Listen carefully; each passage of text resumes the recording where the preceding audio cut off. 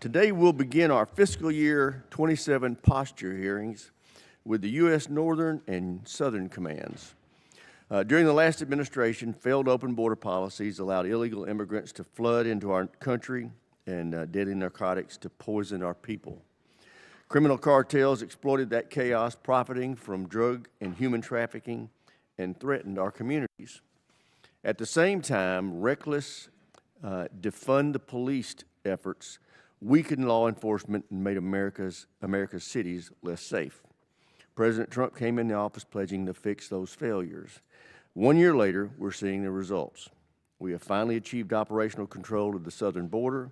Illegal crossings have dropped to the lowest levels on record. Violent criminals are being deported. Fentanyl trafficking into the United States is down by more than 50%.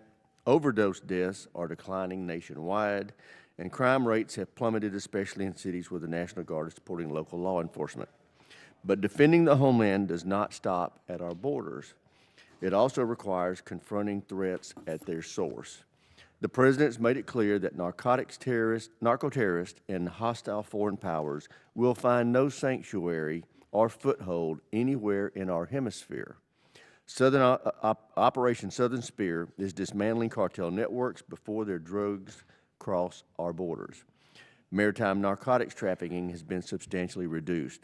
The historic mission that brought Nicolas Maduro to justice demonstrated that we will not tolerate threats in our backyard. Nor will regimes aligned with Beijing, Moscow, or Tehran be allowed to undermine U.S. interests just beyond our border. But the United States cannot confront these threats in the Western Hemisphere alone. That's why I commend the administration for establishing the America's Counter-Cartel Coalition. This coalition of 17 countries will leverage capabilities to combat the cartels that profit from drug trafficking and illegal immigration. I look forward to hearing from General Donovan about how we are working with these regional partners to build their capacity to secure their borders and take the fight to the cartels. These partnerships also play a critical role in countering China's growing influence. For decades, Beijing expanded its presence across the region by embedding itself in ports, telecommunications networks, critical minerals processing, and other strategic infrastructure. These investments are not benign. They are part of a deliberate strategy to expand Beijing's influence in our hemisphere and undermine U.S. security. That is why this administration has acted decisively to push back. Successes like denying Chinese control of the Panama Canal demonstrate the results of that leadership. China's ambitions extend well beyond Latin America, reaching toward our northern approaches in the Arctic, where Russia is also testing our defenses. In the past 2 years, we've seen Russian and Chinese bombers and warships operating jointly near Alaska. This is a significant demonstration of military cooperation between our two most capable adversaries right off our shores. Moreover, the growing missile capabilities of our adversaries make the President's Golden Dome initiative essential to defending the homeland. I look forward to hearing from General Guillot on his efforts to secure our borders and improve our homeland defense. I want to thank our witnesses for being here today. I look forward to your testimony. With that, I yield to my friend, the ranking member, for any opening statement he may have. Thank you, Mr. Chairman. I thank our witnesses for being here today to kick off our posture hearing season. I think the chairman laid out, the challenges and the connections between both Southcom and Northcom. It's one of the things we're most interested in hearing about is that overall fight against drug traffickers and human traffickers is going right now. What are the challenges? What are the plans going forward? And certainly down in Southcom, attention has shifted. Obviously, major war in the Middle East right now, but the boat strikes continue.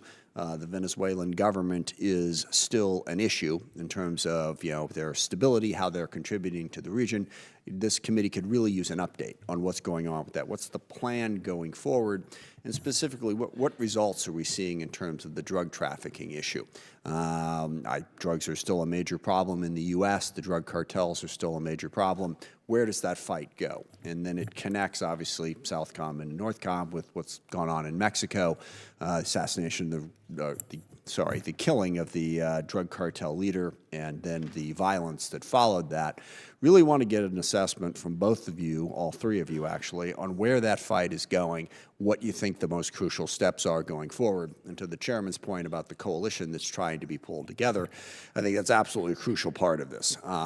We can't just come in and bend all of those countries to our will. We need to work in cooperation. I've always felt that the Plan Colombia model from over 20 years ago was a pretty good model of how to do that, how to partner and work with nations down there to try to combat a problem that affects them as well as us. But we need more details on where that campaign is going as we move forward. In NORTHCOM, there's been a massive increase in the use of the Department of Defense for border security. Would like an update on that in terms of troops committed to it, what their roles and missions are. I had a good conversation with General Guillot yesterday, laid out some of that. I think that would be really important to have a discussion about where we see that going. And then other parts of that, one, as the chairman alluded to, Golden Dome. Where is that headed? We still don't have much in the way of detail on that.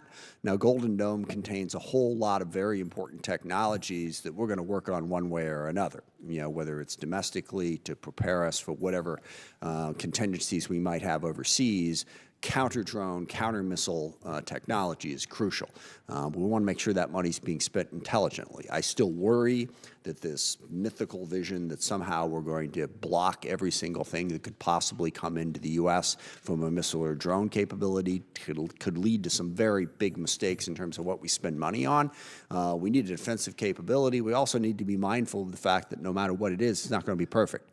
And we see that in the Middle East now. Israel has an incredibly effective counter-drone, counter-missile system. They have a much smaller area to worry about.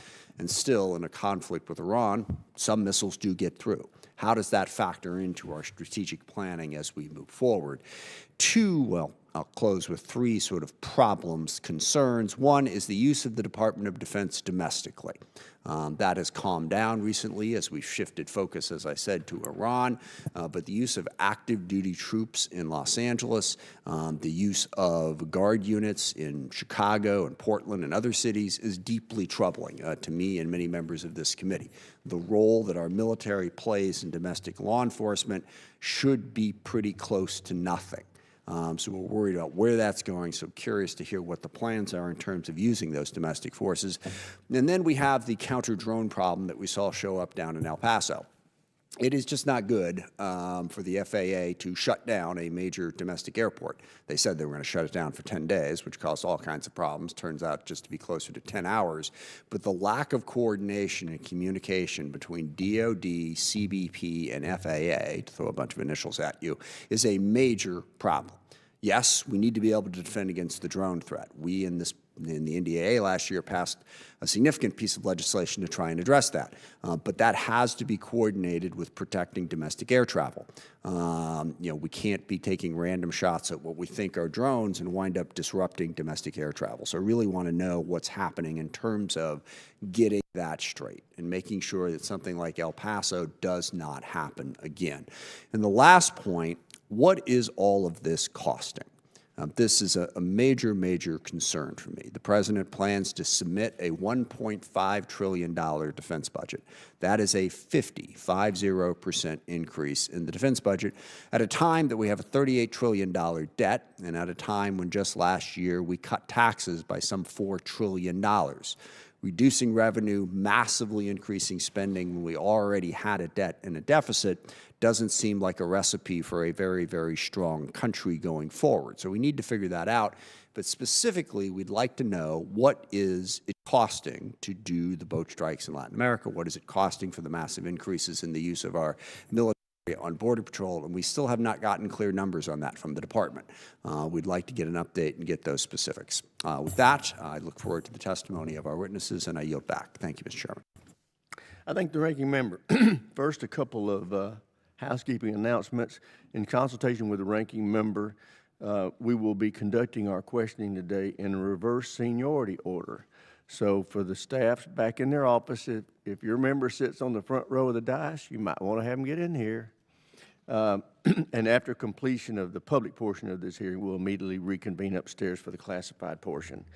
And now I'd like to introduce our witnesses. We have first Mr. Joseph Hugh Meyer, who is performing the duties of Assistant Secretary of Defense for Homeland Defense in the Americas Security Affairs. We have General Greg Gio, is the commander of U.S. Northern Command in NORAD, and General Francis Donovan is the commander of U.S. Southern Command. Thank you for being here. Mr. Humeyer, we'll start with you. You're recognized. Good morning, Chairman Rogers, Ranking Member Smith, and distinguished members of the committee. Thank you for the opportunity to testify before you today.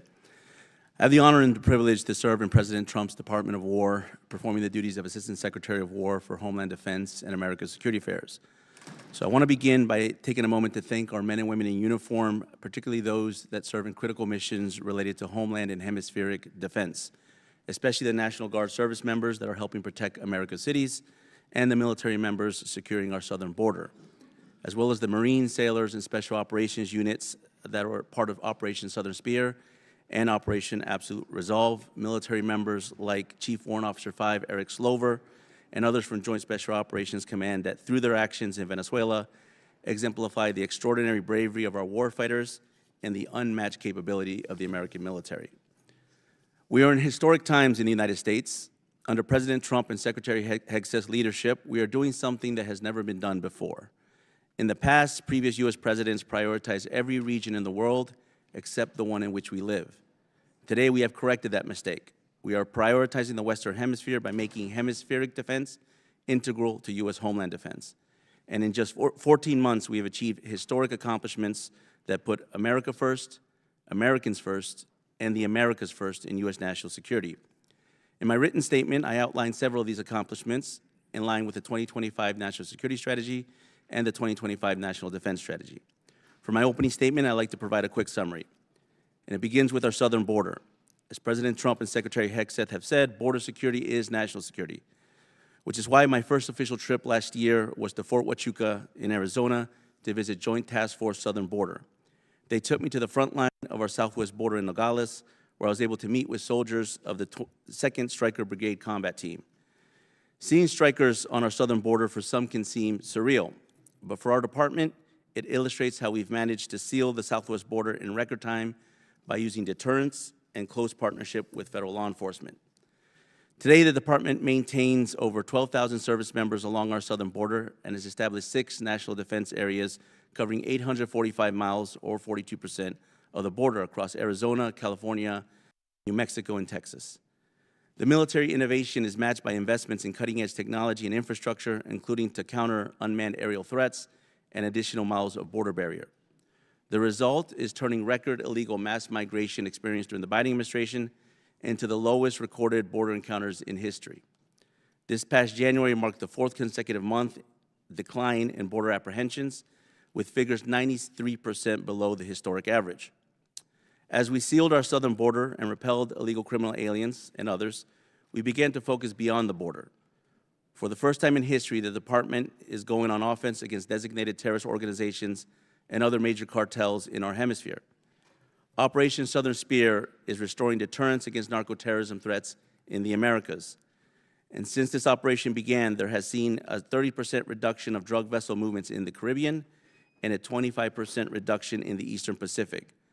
Combined border flows of fentanyl, which is a weapon of mass destruction, has dropped by 56% and cocaine flows by 20%. That means there are less Americans dying from deadly drugs that have been poisoning our communities and our children for years. In fact, overall, inside the United States, we've seen a 20% decline in U.S. drug overdoses in the last year. The point is very simple. The point is Operation Southern Spear is saving American lives, and this is just the beginning.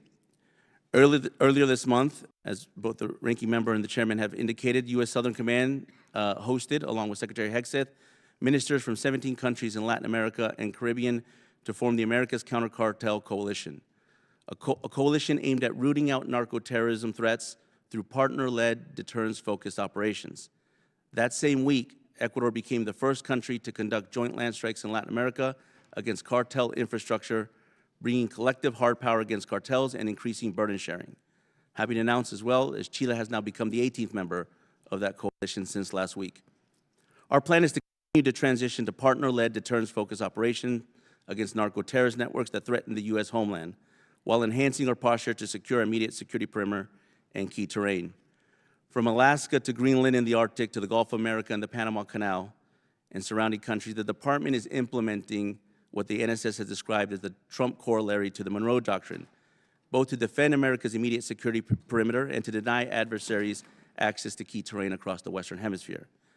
None of this would be possible without the unparalleled efforts of U.S. Northern Command and U.S. Southern Command. Both General Guillot and General Donovan have shown extraordinary leadership in adapting their commands to these priority missions. So I'd like to conclude by thanking them, and together we stand ready to support our warfighters, defend our nation, and secure our neighborhood. Thank you, Chairman, Ranking Member, members of the committee. I look forward to the conversation. Thank you, Mr. Humeyer. General Guillot, you're recognized. Thank you, Chairman Rogers, Ranking Member Smith, and the distinguished members of this committee, and good morning. Thank you for the opportunity to appear today along with my teammates here on my right and left, and to represent the dedicated and disciplined men and women of the United States Northern Command and the North American Aerospace Defense Command. NORAD and U.S. NORTHCOM are distinct commands fundamentally committed to the defense of the homeland.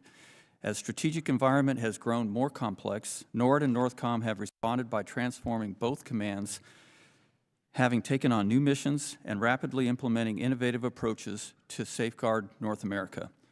That active approach can be seen through the command's 24/7 campaign to deter adversaries and defend against all threats in all domains. From intercepting long-range bombers off the coasts of Alaska and Canada, tracking advanced maritime platforms in the approaches to North America, or standing ready to defend against long-range missile attacks, NORAD and NORTHCOM remain vigilant, capable, and committed. That commitment is apparent by the operational units that have been activated over the past year. To secure the U.S. southern border, U.S. NORTHCOM established Joint Task Force Southern Border in March of 2025. Over the past year, JTF-SB has supported Customs and Border Protection partners with unique military capabilities in all domains that have helped reduce illegal border activities to historic lows. To more effectively combat the criminal cartels responsible for the deaths of over 100,000 Americans every year, NORTHCOM established Joint Interagency Task Force Counter-Cartel, a whole-of-government enterprise dedicated to fusing intelligence used to help dismantle cartel networks.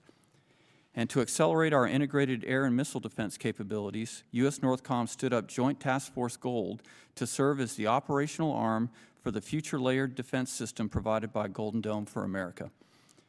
To address the challenge to safety and security posed by unmanned aircraft systems, or UASs, U.S. NORTHCOM is designated as the department's synchronizer for counter small UAS activities in the continental U.S. and Alaska. U.S. NORTHCOM has developed a rapidly deployable counter small UAS flyaway kit to defend critical installations and employ innovative technologies to protect U.S. personnel, including along the border. And through exercises like Falcon Peak, we are also accelerating the development of new counter small UAS technologies in partnership with JIATA 401 and industry. Assuring our ability to operate in the high north is a strategic necessity. With the inclusion of Greenland into the U.S. NORTHCOM area of responsibility, we are executing seamless defensive operations across North American Arctic in close cooperation with allies and partners. Through exercises like Arctic Edge and NORAD's Operation Noble Defender, we are enhancing our joint and allied interoperability, stressing our forces in harsh conditions, and ensuring that we are ready to defend the high north anytime under all conditions. NORAD and U.S. NORTHCOM continue to pursue critical investments in modernized domain awareness systems and defensive capabilities to meet the challenges of tomorrow. These missions are reinforced by our steadfast partnerships. From our unique binational relationship with Canada through NORAD to our close cooperation with Mexico, the Bahamas, and now Denmark and Greenland, trusted relationships are a cornerstone of regional security and homeland defense. Domestically, U.S. NORTHCOM's mission to provide defense support to civil authorities remains a critical responsibility, and we stand ready to support lead federal agencies during natural disasters and key events, including America 250 celebrations and World Cup 2026, co-hosted by Canada, Mexico, and the United States. The men and women of U.S. NORTHCOM and NORAD have embraced these new challenges and are unwavering in their no-fail mission to stay ahead of all adversaries in all domains. We appreciate the steadfast support of this committee, and I look forward to your questions. we have the watch. Thank you, General. Joe Donovan, you're recognized. Chairman Rogers, Ranking Member Smith, and distinguished members of this committee, thank you for the opportunity to discuss the posture of United States Southern Command. On behalf of the men and women of Southcom, Sergeant Major Rodriguez and I appreciate your continued support. I'm joined today by my good friends, Mr. Joseph Humeyer and General Guillot. The three of us are aligned with the Department's focus on the Western Hemisphere. We are dedicated to rebuilding U.S. leadership and presence in this critical part of the world. Let me begin by saying I've learned a lot in the last 41 days about the dynamic region I'm responsible for and the incredible organization I am now leading. As this committee knows, last year was a pivotal moment in Southcom's history. The command was responsible for multiple priority missions and operations, each with enormous national security implications. The Southcom team rose to the challenge while remaining true to its legacy of partnering and collaboration. I specifically want to thank the leaders of our Joint Task Force Southern Spear, Southcom's warfighting headquarters, who are leading our efforts against drug cartels and terrorist networks with incredible levels of professionalism and precision. Now we're ready to evolve for the future. The 2026 National Defense Strategy lays out the threats we face in this hemisphere and Southcom's role in addressing them. In response, I have developed 4 imperatives. First, Southcom strengthens hemispheric command and control by redesigning and building the Southcom headquarters for strategic level operations at range, speed, and scale. Second, Southcom imposes total systemic friction on drug cartels and terrorist networks. This requires a hemispheric-wide approach led by Southcom and Northcom to help our partners degrade these organizations and reduce the threat they pose to our partners and our own nation. Third, Southcom develops and fields cost-effective, modernized forces tailored for the mission in this hemisphere. These forces fully maximize operational maneuver, autonomous systems, and human-machine teaming to greatly increase lethality, all-domain awareness, and data sharing for U.S. and partner forces. And finally, Southcom denies adversary footholds and undue influence in this hemisphere. That includes their ability to position forces or other capabilities that threaten our homeland or regional partners and challenge our access to key terrain like the Panama Canal and its approaches. These imperatives in the dynamic security environment we operate in will require the right structures, authorities, and forces to keep pace with mission needs. Southcom is moving out with speed and urgency and stands ready to work with Congress to defend our homeland and our hemisphere. I thank this committee for their unyielding support to U.S. Southern Command and look forward to our discussions this morning. Thank you very much. Thank you, General. I recognize myself first for questions.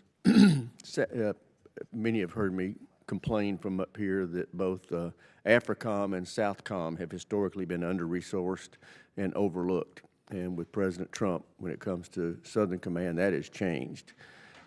He has renewed the Department's strategic focus on your area of responsibility.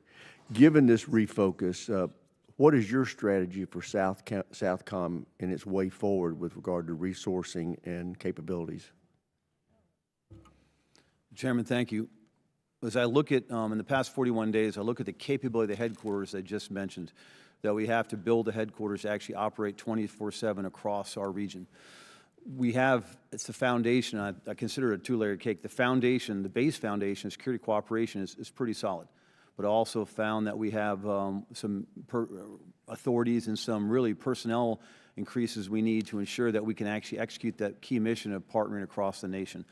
On top of that, the second layer of the cake that is non-existent right now, because Southcom has never been asked to play the roles of an operational strategic level headquarters, building that capability to better partner with the nations around the AOR, while at the same time, Chairman, is to develop a campaign plan to actually get at these cartels, these DTOs, in a systemic way, apply systemic friction across the network, and I consider that from point of production to point of distribution, which would be in the plazas on the Mexican border or U.S. border.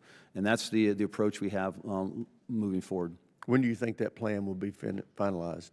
Right now, Mr. Chairman, we're going to build off of what is currently in place, Operation Southern Spear, and evolve that plan. We're in the planning process now. I've given the initial commander's guidance, and we expect in this next 30 days we'll have the framework of that plan in place.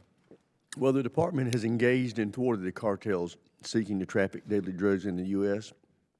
How have they adapted to that new approach by the United States, or have they?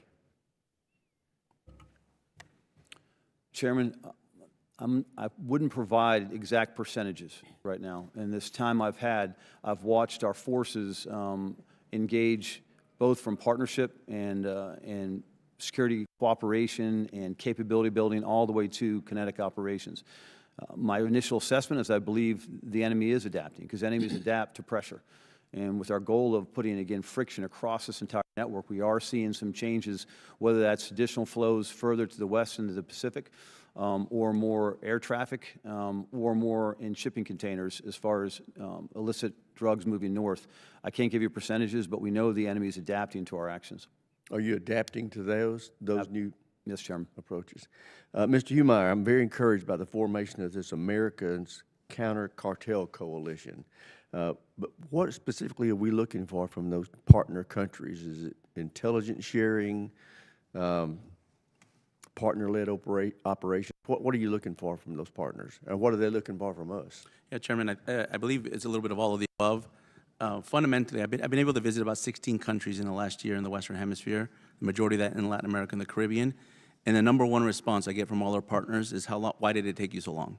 So they're looking primarily at capacity building. They have capacity building on border security, on domain awareness, on ISR, intelligence, surveillance, reconnaissance. So there's a lot of areas that we can help our partners. But fundamentally, what we're looking for them is a serious commitment to use not just interdiction, but also use deterrence to go after the cartels that are in their sovereign territories. This is going a little bit to what General Donovan is saying. You know, on the successes of OSS, a lot of them have been inspired by the bold action by this administration to go after the cartel, combining deterrence with interdiction. We still do historic records of interdiction, but deterrence sends a stronger signal. So if you look at the drug flows that are going from south to north, it's like a 4-lane highway. So OSS focused on looking at the eastern lane in the Eastern Caribbean and the western lane in the Eastern Pacific. We're looking at our partners to do more on the Central Caribbean and the Western Caribbean, as well as on land. So when it comes to land-based strikes, Ecuador, I think, has set the pace, where they, with their permission, with the permission of their government, we've been able to help Ecuador become much more aggressive at going after their cartel threats, providing them capabilities that they otherwise would not have. Do you get the impression that any of them are concerned about us intruding on their sovereignty as a part of this process? Members of the coalition specifically signed a joint security declaration mentioning that they want this support, and most of them all are looking for this. They have the threat of transnational organized crime is a threat that's permeated all countries in the Western Hemisphere for decades. So all of them have been looking to go after this. Some of them have limited capabilities. Some of them don't even really have a military, and they're looking to use the United States military to augment them. And that also includes non-kinetic effects on cyber, information operations, and others. Okay, my time's expired. Chair recognizes the ranking member. For General Donovan, Mr. Humeyer, so how would you measure successes at this point? Do you have any measurable facts that show fewer drugs, less drugs, however you would put that, are getting into the U.S.? Is this something that we're measuring in some way? I'm happy to take that, Ranking Member. Sure. So as I mentioned on those 4 lanes of the drug flows, the way that we're looking at policy within the Pentagon is movements of vessels and then degrading the capability of the organizations. It's not so much focused on the commodities, whether it's drugs, it could be weapons. Sure, I get that, but ultimately, and I understand that, you're trying to apply, but have you measured, I mean, the ultimate impact, I mean, you can guess at how well they're doing in that 4-lane highway. I guess you can look and see how many, cars, boats, whatever are on it. But ultimately, the measurement of how many drugs are getting into the U.S., do we have any measurement on that particular piece of it?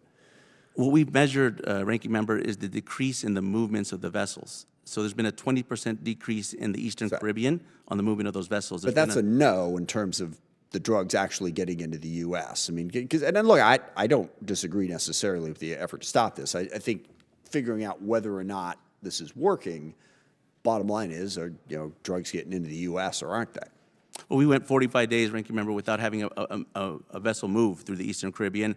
I think when you don't have any movement, there's likely not going to be any type of drugs or any other commodities. Sure, unless there's 4, like you just said, there's 4 lanes on that highway. So not necessarily. is my point. I mean, the true measure of this would be, okay, which 4-lane, the true measure is how many drugs are getting into the U.S. So I think we need to, and you obviously, work with domestic agencies that have more oversight on that than you do. That's the measure of whether or not you're hitting that 4-lane highway in the right way, isn't it? Correct, but it's also the measurement of how many drug overdoses deaths we have inside the United States, and that obviously goes beyond to the interagency. But we have seen record drops. That's an answer. Now, it's not necessarily a controlling answer because there's a lot of different things that can contribute to overdose deaths, but that's what we're sort of looking for. And if you're really going to measure this, that's where you need to focus. And that's the next portion of the question is, so you're doing the boat strikes primarily in international waters, Caribbean, Pacific.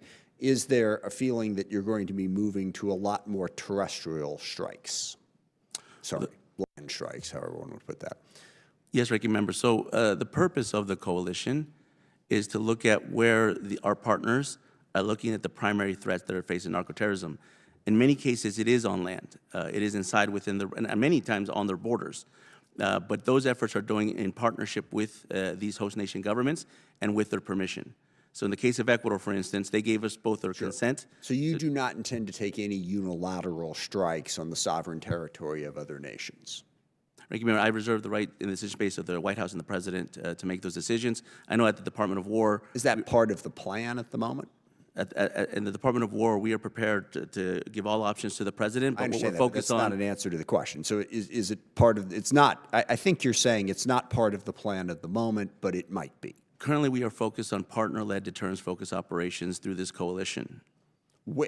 And how many strikes are being made on land against the cartels and the narcotics groups right now, either in coordination or by one of these 17 partner nations? So I don't have an exact number. I know Ecuador carried out a recent strike in the last couple weeks, and I know they're beginning an operation that began yesterday, or 2 days ago now, that's going to carry out for 15 days inside their country, but I don't have a specific on the number of strikes. Is there any particular endpoint that you see to U.S. kinetic action in this regard? Because as you point out, we've been battling cartels for a long time. This seems like a forever conflict, is it not? I mean, what would be the level of achievement that would be necessary for you to say, okay, we can stop kinetic action? So the center of gravity of the cartel threat or narco-terrorist threat has always been border security.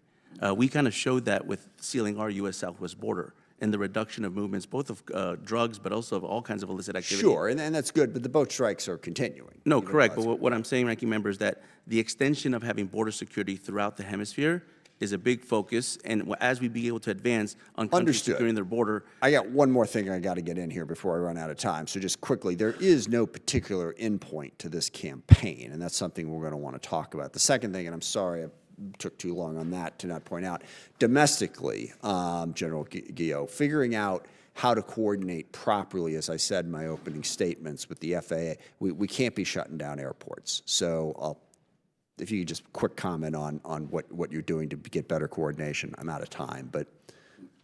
Yes, Ranking Member, we are coordinating very closely with the FAA on the use of all of our counter-UAS systems, and we've established very solid coordination methods between those who fly UAVs. We will want to see the details on that. Absolutely, sir. And with that, I yield back. Thank you, Mr. Chairman. Thank the gentleman. Chair now recognizes the gentleman from Arizona, Mr. Amadei. Thank you, Mr. Chairman. For the first time in recent memory, we have a president who understands our national security starts with securing America's borders and defending our own backyard. It made zero sense to be waging endless wars on the other side of the globe while the narco-terrorists and the cartels push their poison freely into our country. In just 1 year, we lost more Americans to fentanyl than during the entire Vietnam, Iraq, and Afghanistan wars combined. Nothing is more important than having control of our borders and making sure our neighbors aren't bringing hostile foreign influence to our doorstep. Now, Arizona is leading the America First fight on the border. We're home to the Joint Task Force Southern Border Headquarters at Fort Huachuca. The Department of War's Joint Interagency Task Force is taking on the cartels out of Tucson, and our 162nd Fighter Wing pilots deliver 24/7 air dominance across the Southwest. And now, on behalf of Arizona, thank you all for helping secure our borders and making sure America is safe again. Now, General Guillot, I understand how is Northcom harnessing Arizona's cutting-edge autonomous sensors and AI-driven surveillance at our southern border to give our warfighters the edge they need? Congressman, first I'd like to acknowledge the great contributions of Arizona, and not because I'm an Arizonan, but as you mentioned, the 162nd, I've flown with them a couple times, outstanding air defense of the United States, and all the other units, JIATF, counter cartel, and the work that they're doing to fuse intelligence that can counter the cartels, and then JTF Southern Border running the full 1,954 miles of the border in the SEAL part of the seal and repel order that we have.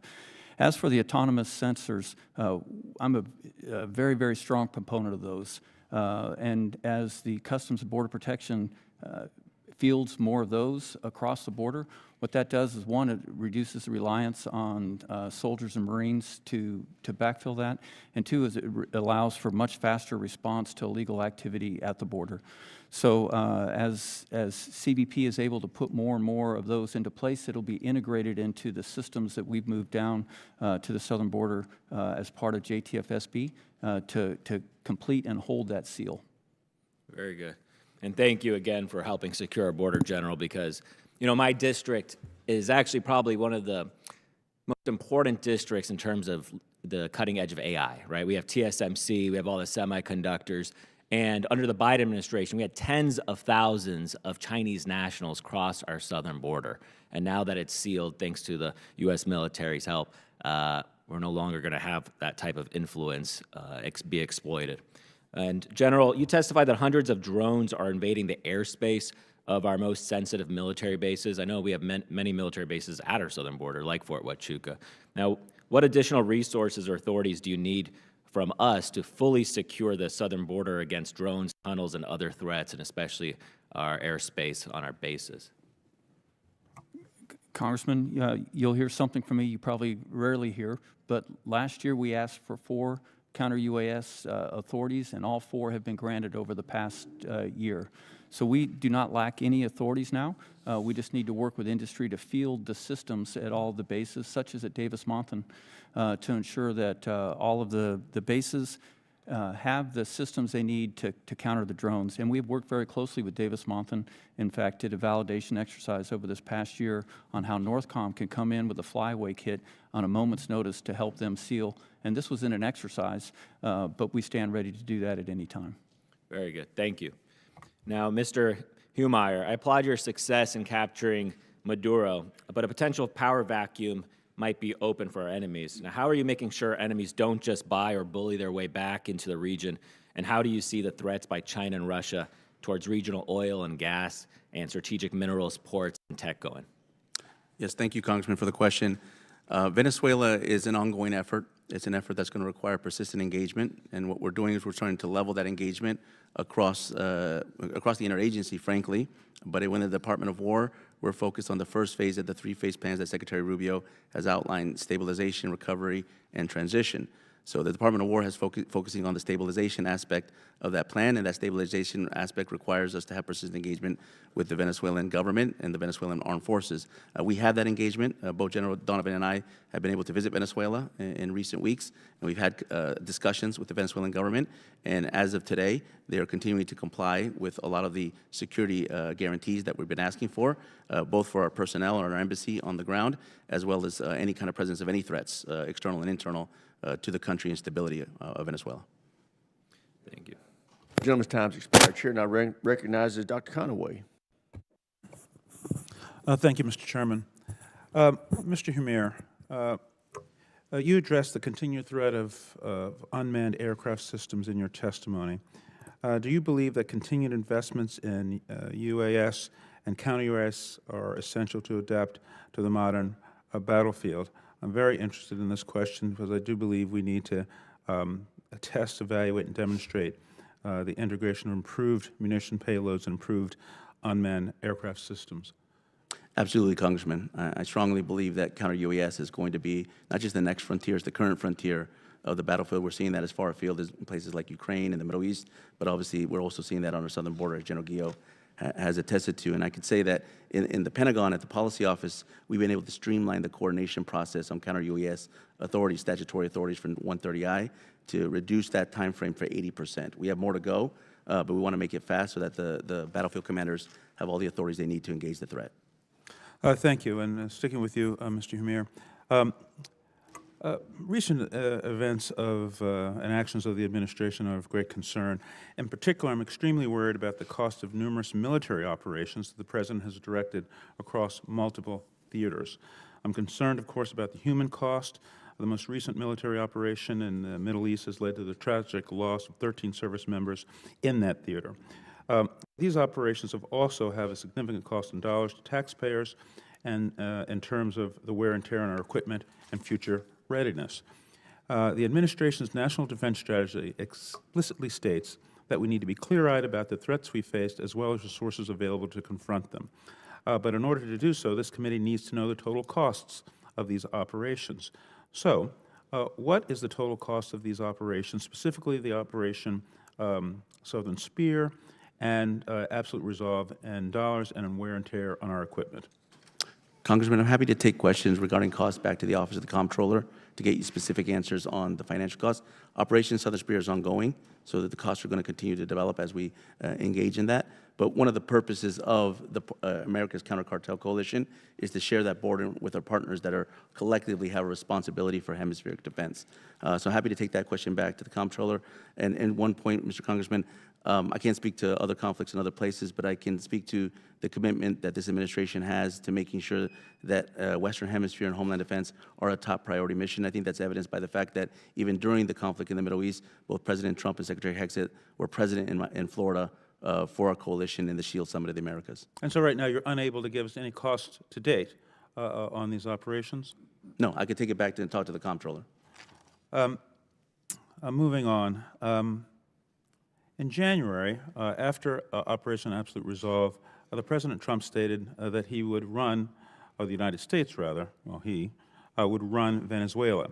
And yesterday, President Trump stated in reference to the current situation in Cuba, and I quote him, "I think I can do anything I want with it," pertaining to Cuba. Mr. Humir, I assume you've read the National Defense Strategy. Correct. Here's a quote from Secretary Hexet's introduction regarding the National Defense Strategy. "No longer will the Department be distracted by interventionism, endless wars, regime change, and nation building."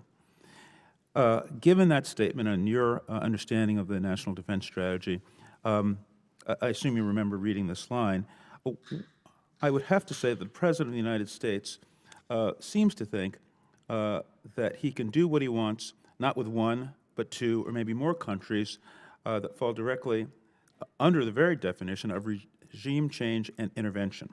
In fact, it seems that this administration is, that used to be America First, it now seems we're rapidly engaging in conflicts around the world with little or no strategy. Can you comment on that? Congressman, the fundamental pillar of both the NDS LOE-1, which is Homeland and Hemispheric Defense, is centered around providing collective security around the United States security perimeter. This is very far different from any other endless wars or forever wars that happen in the Middle East or any other theater that's far away from home. There's a responsibility that I think I'd say the top responsibility that the American president has is to protect the homeland and to protect American citizens. That begins not just at the border, but it begins around the borders. And so But the president said, I'm sorry, but we're at war with these drug cartels. I mean, he's used this term, and that it's a threat to the homeland. And of course, the issue with drugs has been going on for decades. And so it sounds to me like that represents an endless engagement and according to his own definition, sort of an endless war in dealing with the situation in South America and these threats as the president has defined them. The gentleman's time has expired. Chair now recognizes the Thank you, gentleman Mr. from Chairman. Kansas, Mr. Schmidt. Thank you, Mr. Chairman. I want to thank our witnesses for being here today. We're grateful for the opportunity to engage with you. I'd like to have a conversation with General Guillot on some homeland security matters. And we love and are grateful for all of our fighting men and women around the world. We love them all, but perhaps we are particularly grateful to you and those under your command for keeping our homeland safe. It is perhaps the most fundamental mission that our military has. Our mission here is to make sure you have all of the tools that you need in order to accomplish that mission without fail each and every time. I represent a number of folks whose mission is to provide fuel to those who give us air superiority wherever we operate. And often we think of the tanker fleet in terms of our ability to project power around the world.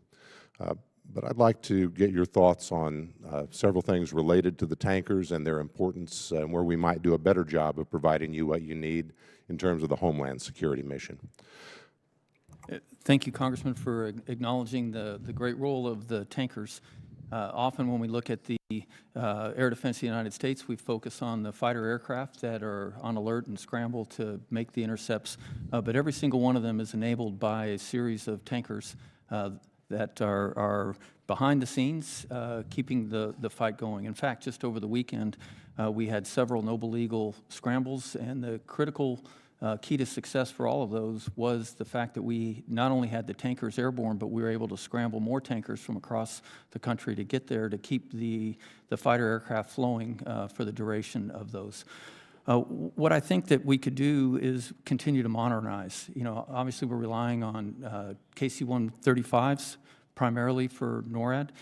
They do a fantastic job, but they're all, I think, at least 60 years old, and the reliability on them in the air is great, but I know it's a lot of work for the maintainers on the ground. For every hour that aircraft is in the air, it's usually several hours on the ground to make sure that they're ready. So continuing to modernize the fleet with KC-46 and other aircraft would be essential for the Homeland Defense mission. Thank you, General. Let me unpack that last point a little more. I mean, it's reasonable to think that in the event we had a near-peer engagement that threatened our homeland, that is probably not limited to engagement in the homeland. There's going to be demand from your fellow combatant commanders all over the globe. They all need to refuel in order to do what must be done. Do we have enough tankers? A related question in terms of your point on upgrading, the 135s are an old airframe. The 46s have had their share of challenges. What do we need to be thinking about in terms of if we're adding more? In the short term, we have what we have, but in the long term, where should we be thinking in terms of next generation purpose-built tankers to support the mission? Congressman, for any single conflict, we certainly have enough tankers. What we spend a lot of time planning for with Admiral Paparo for Indo-PACOM, General Reed from Transcom, and Admiral Carell for Stratcom, and then myself for NORAD Northcom, is if we have simultaneous conflicts where the tanker distribution would become vital. Obviously, here in the United States, we have the advantage of being able to land and refuel and get back up in the air quickly that some of my partners might not have. And so I think what I'm trying to do is make sure that we have those backup plans if there aren't enough tankers. But everything that I see right now is that we would have a sufficient number of tankers to take care of the Homeland Defense mission, as well as those required to get forces overseas and to keep them fueled overseas. Sir, could I ask on that, would that assessment be the same and your confidence level is high if we were talking about an extended engagement in the high north, either nuclear or conventional? The high north does present a unique challenge. We have a lot of steady state tankers up there, but it would take more for us to be able to patrol that vast region. And there I look at our Canadian counterparts to continue their efforts to purchase tankers to help with the NORAD distribution of tankers. And what about a next-gen tanker and your thoughts on what we should be planning to acquire over a time horizon? Well, we certainly should look to continue to modernize that fleet. Having a more low observable tanker is something that the Air Force is looking at.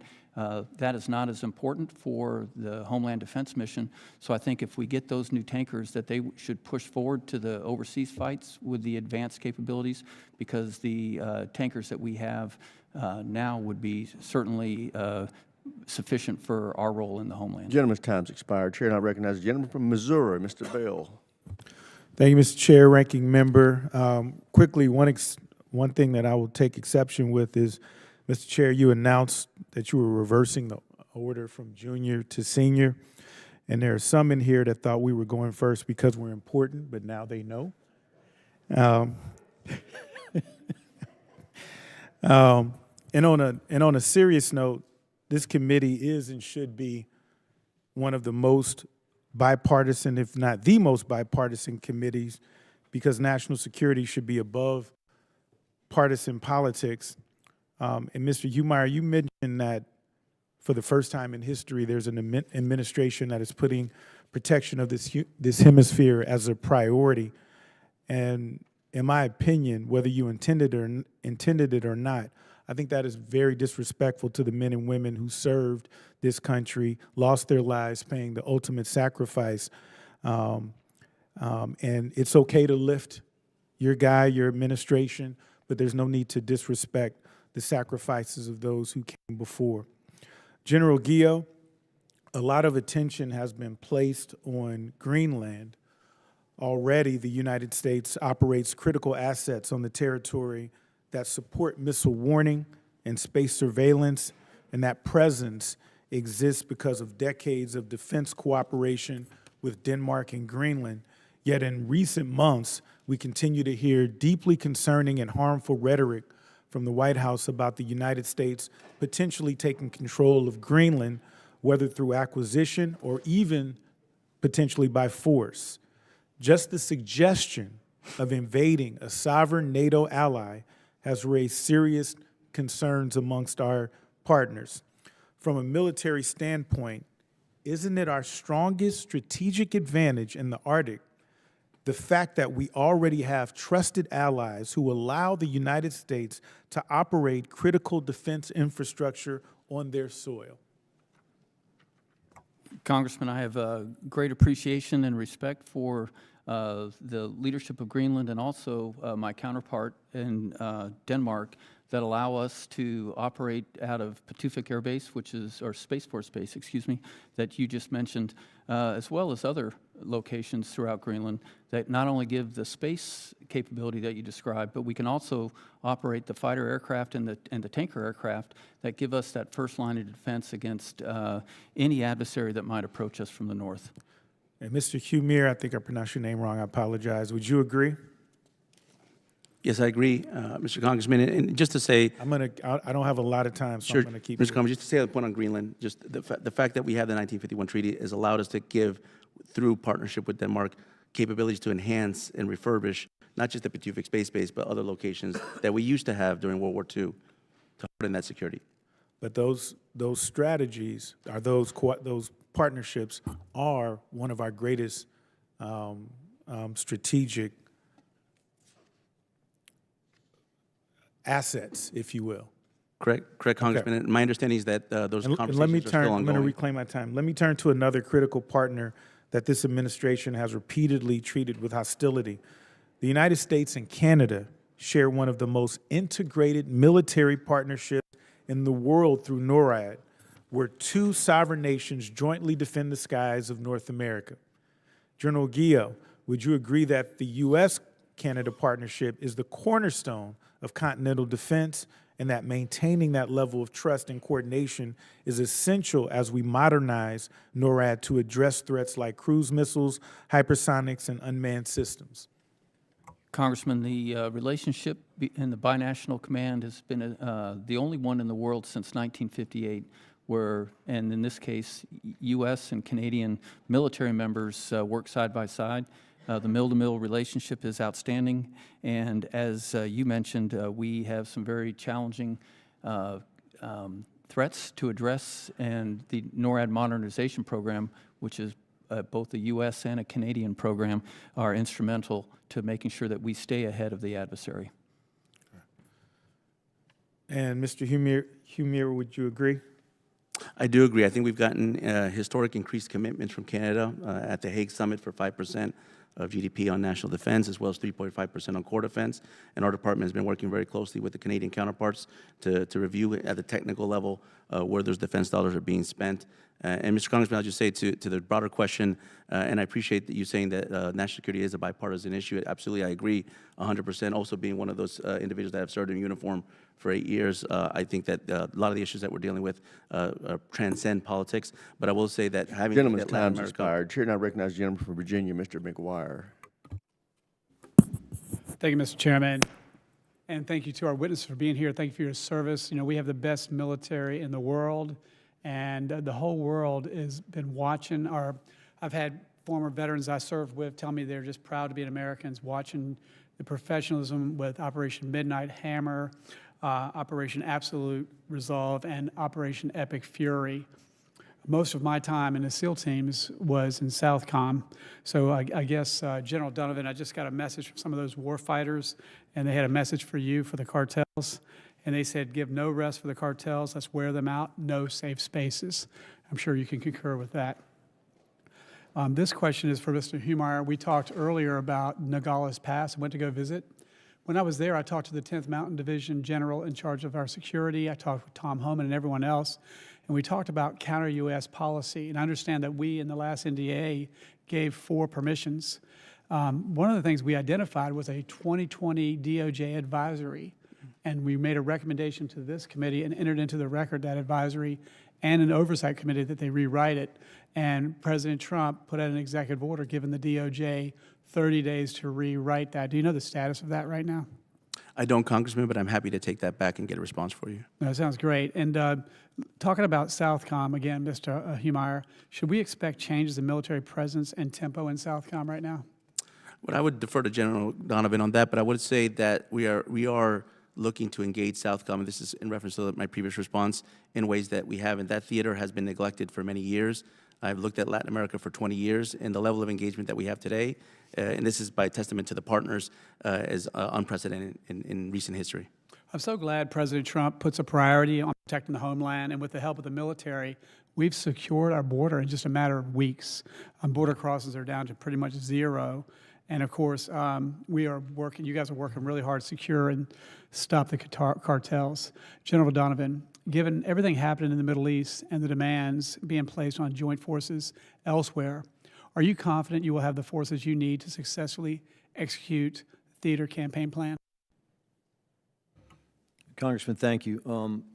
Right now, I believe we have the forces we need for the current Operation Southern Spear. As I mentioned in the opening comments, we're going to look at creating the right force structure tailored for the mission sets. And with your background, I think you'd be aware of what I'm thinking about, Congressman. Those light expeditionary forces that can maneuver very quickly through the operational space, specifically in the maritime domain, where the sea is maneuver space and Southcom is a maritime domain. So the right mix of land, air, and maritime surface assets to maneuver around that space and inject with partner operations throughout the region is where we're going to find our success. Yeah, General Donovan, I talked to the Commandant of the Marine Corps, and he said, I think 4 times, amphibious ships, and I think you would concur to the benefit of that. I think you just alluded to that. So we're seeing China expand its footprint through ports, space facilities, and other dual-use infrastructures across the hemisphere. General Donovan and Gillett, are Northcom and Southcom working together to track and counter that influence? I'll start off with, we absolutely are. The chairman of the Joint Chiefs Staff has led a series of exercises called Elite Constellation, where we're looking at the PRC, the Chinese threat, throughout all the GCCs. And through the exercise series, we're able to come together with different options, aligned, and in Northcom and Southcom, how do we look at that threat more holistically, not just through that unified command plane boundary. So I believe these exercise series we're on are helping us look at this in a more holistic way. Congressman, I agree with General Donovan, and I would just add that the unified command plan that he mentioned puts lines on a map. And we, General Donovan and I know that the cartels do not adhere to those lines on a map, and so therefore he and I do not. Again, the last question for anyone who wants to answer is, what potential threat does Cuba pose in enabling our adversaries to have a foothold in the Western Hemisphere, and are recent developments changing that? Happy to take that, Congressman. Cuba historically has been one of the strongest intelligence adversaries that we've had in the United States. They not just have penetrated our government, they penetrated other governments, partner governments throughout Latin America and the Caribbean. And I think that's attested to the fact that when Operation Absolute Resolve was carried out, it was mainly Cuban military officials that were defending Nicolas Maduro inside Fortuna and Caracas and the compound. What you gentlemen are doing is very important. We're very supportive, and we'd like to know how we, especially as we work on the next NDAA, what can we do to help you better do your job to keep the homeland and American citizens and military personnel safe at home and abroad? Thank you. Gentleman's time's expired. Chair, I recognize the gentleman from Virginia, Mr. Vindman. Thank you, Chair. Thank you, Ranking Member. So in your testimony and the statements provided, there are a number of terms that have been mentioned. There's FTO, Foreign Terrorist Organization, DTO, Designated Terrorist Organization, narco-terrorists, narco-traffickers, transnational criminal organizations. And so this is complicated even for somebody like myself that spent 25 years in the Army and a JAG Corps advisor. What criteria does Southcom use to determine when a criminal organization or vessel qualifies as a terrorist rather than a law enforcement target? And how do you ensure that this expanding definition does not blur the lines between military operations and traditional counter-narcotics policing? Congressman, thank you for that, and I appreciate you highlighting the number of definitions. This is 41 days in. I have my cheat sheet because I'm learning the definitions, and specifically my authorities as a combatant commander. I can designate OTOs, and we have designated a number of the other terrorist organizations inside the Southcom area of responsibility. And once they're designated as OTOs, I have the ability to use what we call the CT, the Counterterrorism XORD, to apply different authorities and different capabilities against those threats. So that's where it starts for me as a combatant commander, is OTOs. So you have the authority to designate terrorist organizations has been delegated down to you from the SecDef? Per our current XORD delegated by the chairman of the Joint Chiefs of Staff, the CT XORD, I go through a process, and the process includes submitting that request up for approval all the way to Sec War and above, and then back down if I choose to designate them OTOs. Okay, gotcha. Please proceed. So at the same time, the term DTOs, identified by the President of the United States, is a term we're using now against cartels. Non-state armed groups are now designated as DTOs. Their actions constitute an armed attack against the United States, and the U.S. is in a non-international armed conflict with these DTOs. Any action we take, whether that's enhanced counter-narcotics or a maritime strike, are tied to the DTO definition. And is that tied to their activity? Like, are they directly participating in hostilities or just on their status? We base that on the actual definition of a terrorist organization, and we have, it's those armed groups that are impacting a threat to U.S. personnel, a threat to our partners. So that's designated. That's hostile act, hostile intent. That's status-based targeting. Is this status-based targeting, or is this? Sorry, that's action-based targeting. Is this status-based targeting or action-based targeting? Congressman, I want to make sure I understand the question, because in the targeting process that we execute right now under the law of armed conflict, we have a certain criteria we go through for the actual targeting process itself. Is that the question, Congressman? Yeah. Let me because I'm running out of time here. Do you have lawyers that are advising throughout the targeting process, correct? Absolutely, Congressman. So, and this is from Mr. Humar's testimony, there are 45 total kinetic attacks, killing 157 members, and 47 narco-trafficking vessels.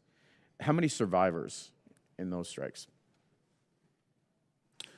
Congressman, so just to clarify, on the designated terrorist organizations, that's the illegal. boat strikes, how many survivors out of I defer the operational aspects to the Southcom, but just if you want me to clarify a little bit, designated terrorists. No, I just want to know the number. Any sense? Congressman, I'm tracking the numbers you've offered, and what I'm focused on ever since I took command 41 days ago. That I would have to get back to you in the number of survivors, Congressman. I don't. Let me. 2 is my understanding, and so my question is this: we heard Secretary of Defense this weekend talk about no quarter, no survivors. Has an order been issued to you on no quarter, no survivors? General Donovan? Congressman, that is no. No. And would you consider such an order lawful? Congressman, I'm personally responsible for upholding the core principles of necessity, distinction, proportionality, and humanity, and that's part of my targeting process. I mean, this is a sort of like basic question. Is a no quarter, no mercy order lawful or unlawful? Congressman, I would not follow unlawful order. Okay. Well, that's an unlawful order. Gentleman's time's expired, Chair, and I recognize the gentleman from Texas, Mr. Gooden. Thank you. Gentlemen, I appreciate you all being here. Thank you. General Gillett, what is the feasibility of deploying space-based interceptors, and what operational advantages and risks are associated with deploying space-based interceptors as part of the Golden Dome? Congressman, I would have to defer part of that to General Gutlein, who is actually developing the architecture for Golden Dome. As I understand it, it is feasible, and we're well on the way to developing those. The advantage, though, would be it allows us to shoot down threatening ICBMs at a different phase of flight than the mid-course system that we rely on today. And so what Golden Dome will have is it'll have a space base to get it earlier, mid-course in the middle, and then an underlayer to get it in more of the terminal phase to give us more opportunities to catch any ICBMs that would be threatening North America. Thank you. I appreciate that. And General Donovan, I've got just two quick questions for you. The Chinese Communist Party has invested in ports, including a $1.3 billion investment in Peru, as well as cyber infrastructure and space facilities across Latin America. How concerned should we as this committee and Congress be that these so-called commercial projects could become dual-use facilities supporting Chinese military operations in our own hemisphere? Congressman, thank you for highlighting that. We are very concerned. I consider them all dual use, and specifically whether they're built with a military infrastructure background or they're just a functional device that could be used to support Chinese actions. I consider them all dual use, and right, we're tracking 23 port projects and 12 space-based enabling projects. I'll also ask, our defense systems rely on critical, not criminal minerals, but it's criminal how much they cost, critical minerals for electronics, batteries, and advanced weapons. Do you believe China's growing role in mining and processing those resources in Latin America pose a long-term risk to our defense industrial base? Congressman, yes. Do you have anything to comment, just kind of a vague, throw it out there, with respect to Brazil and their seemingly close proximity to China? It seems as if China has quite a bit of a presence in Brazil. They've got some of the heads of their Southern Hemisphere operations that are camped out in Brazil. The former president is living in China, heading up a bank. What's the thinking with respect to China's relationship with Brazil? Congressman, I'll focus on the military aspects of our relationship with the Brazilian military. And I believe we have at the lower levels very good relationships. As a matter of fact, we've seen some positive actions. Last year, Brazil was going to put on an amphibious exercise called Formosa, inviting the United States. We did not attend because the Chinese were participating. And so this year planned, the Chinese are not participating and we are attending. So there's movement there that those relationships, and a lot of those relationships to Chinese military are built over years, generational, years of relationship with military leaders. And so we believe that's our path forward. And I would defer anything else as far as the overall strategic or diplomatic approaches to the Secretary. Well, that's promising. I hope the progress continues, and thank you all for your service to the country. We appreciate you very much. Yield back. Gentleman yields back, Chair, and I recognize the gentleman from California, Mr. Whiteside. Thank you, Mr. Chairman. Thank you all for being here today. It's good to see you, General Gio. I want to start by recognizing the extraordinary bravery and professionalism of our armed services, servicing both in the Middle East and around the world. And I join with all of those on the committee who are mourning the families of those who have been lost in the conflict in the Middle East. Mr. Humir, 2 weeks ago I asked the Undersecretary of Defense for Policy, who I believe is your boss, Correct. whether the department had forecast how high gas prices could get during the Iran conflict. He said he didn't know, but he said he'd check back. We haven't heard anything. Have you done any analysis? Are you aware of anyone in the department who has looked at how high gas prices could get? I have not, Congressman, but I'm happy to take that question back to Undersecretary Colby. Okay. We heard that 2 weeks ago, and we haven't heard anything. And the American public, I think, rightfully needs to know how high gas prices are going to get during this conflict. So I hope you can get back to us soon. Can you commit to a date by which you can get back to us? No, Congressman, because this is the first time I'm hearing about it, so I'm happy to take that back and get back to your office. Recently, the department labeled a leading provider of artificial intelligence tools, tools which have been used in the administration's own high-profile military deployments, a supply chain risk in large part simply because they did not commit to making the tool capable of mass surveillance of Americans. Mr. Humier, is mass surveillance of law-abiding Americans a capability that you have identified as necessary for ensuring the security of Americans? No, it's not. Is the Department of Defense currently targeting American communications in bulk, whether through the Defense Intelligence Agency or otherwise? Not that I'm aware of. You would be aware of it. I imagine so, but I'm not aware of any program of that nature. Are you aware of recent reports that a DOJ employee allegedly made off with millions of American Social Security records in a USB key? No. The databases called Numident and the Master Death File include records for more than 500 million living and dead Americans, including Social Security numbers, places and dates of birth, citizenship, race and ethnicity, and parents' names. Does the Department of Defense think it helps U.S. national security to seek to destroy the American company that is now the leading U.S. provider for enterprise AI and AI-guided coding? Congressman, this is the first time I'm hearing about this issue. I'll consult with the team. This is the first time I've been brought to my attention, so I lack the specifics on this specific case. Okay. General Guillot or General Donovan, do you work with the National Counterterrorism Center in your work? Yes, sir, we do at Northcom. You're aware that the NCTC is the primary organization in the U.S. government for analyzing and integrating all intelligence possessed or acquired by the government pertaining to terrorism? Yes, sir. You're aware that unlike many other intelligence agencies, the NCTC has the unique authority to draw upon and analyze intelligence collected both inside and outside the United States? I was not aware of the latter point. Are you aware that the director of the NCTC, who would have access to basically all data related to terrorist or other threats to the United States, just resigned, saying that Iran posed no imminent threat to our nation? Congressman, I was not aware that he resigned. Just have a couple minutes left. After the administration mobilized 4,000 National Guard troops and 700 Marines to Los Angeles, I joined my LA delegation, HASC colleagues, in demanding full transparency from Secretary of Defense Hegseth on the constitutionality and execution of the deployment. In December, the Supreme Court ruled that the President cannot bypass congressional approval or the Posse Comitatus Act simply by labeling it as enforcing federal law. Mr. Humier, will the administration commit to following the Supreme Court's order in this case and not to send troops into our own cities under unconstitutional grounds?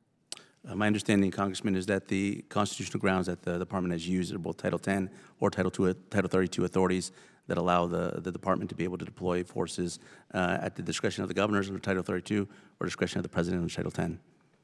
Yeah, I think the Supreme Court disagrees with you. But I appreciate your service, and I appreciate all of your service, and I yield back. Thank you. Gentleman yields back. Chair, I recognize the gentlelady from Virginia, Ms. Kiggins.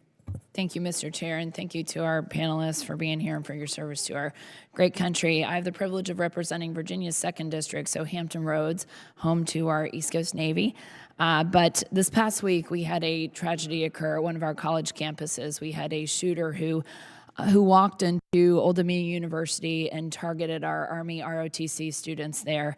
And we know that this shooter had known terrorist ties to ISIS.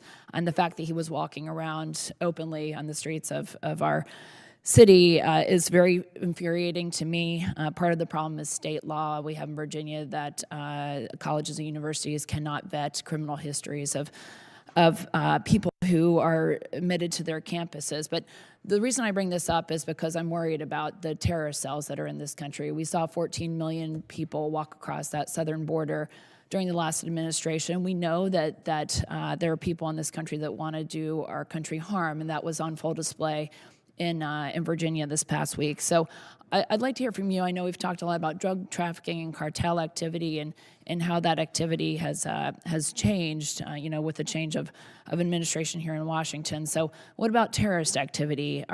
Do you feel like that has that gotten any better or worse? Are we charting that as well? Because I still have those same concerns that not only are they here, but they continue to be in places to the north and to Central and South America as well. So if I could hear from General Guillot and then General Donovan. Congresswoman, I share your concern.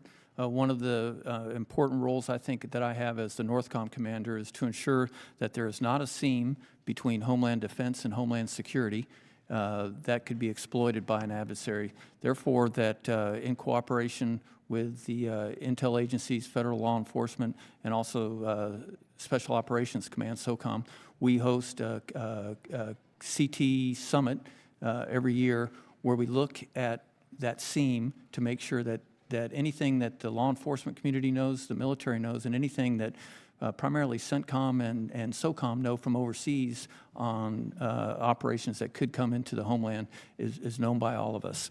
The result of that last summit that both Admiral Bradley and I co-hosted was that the homegrown terrorist is probably our biggest threat, because there are so few indicators of those individuals until they actually take action.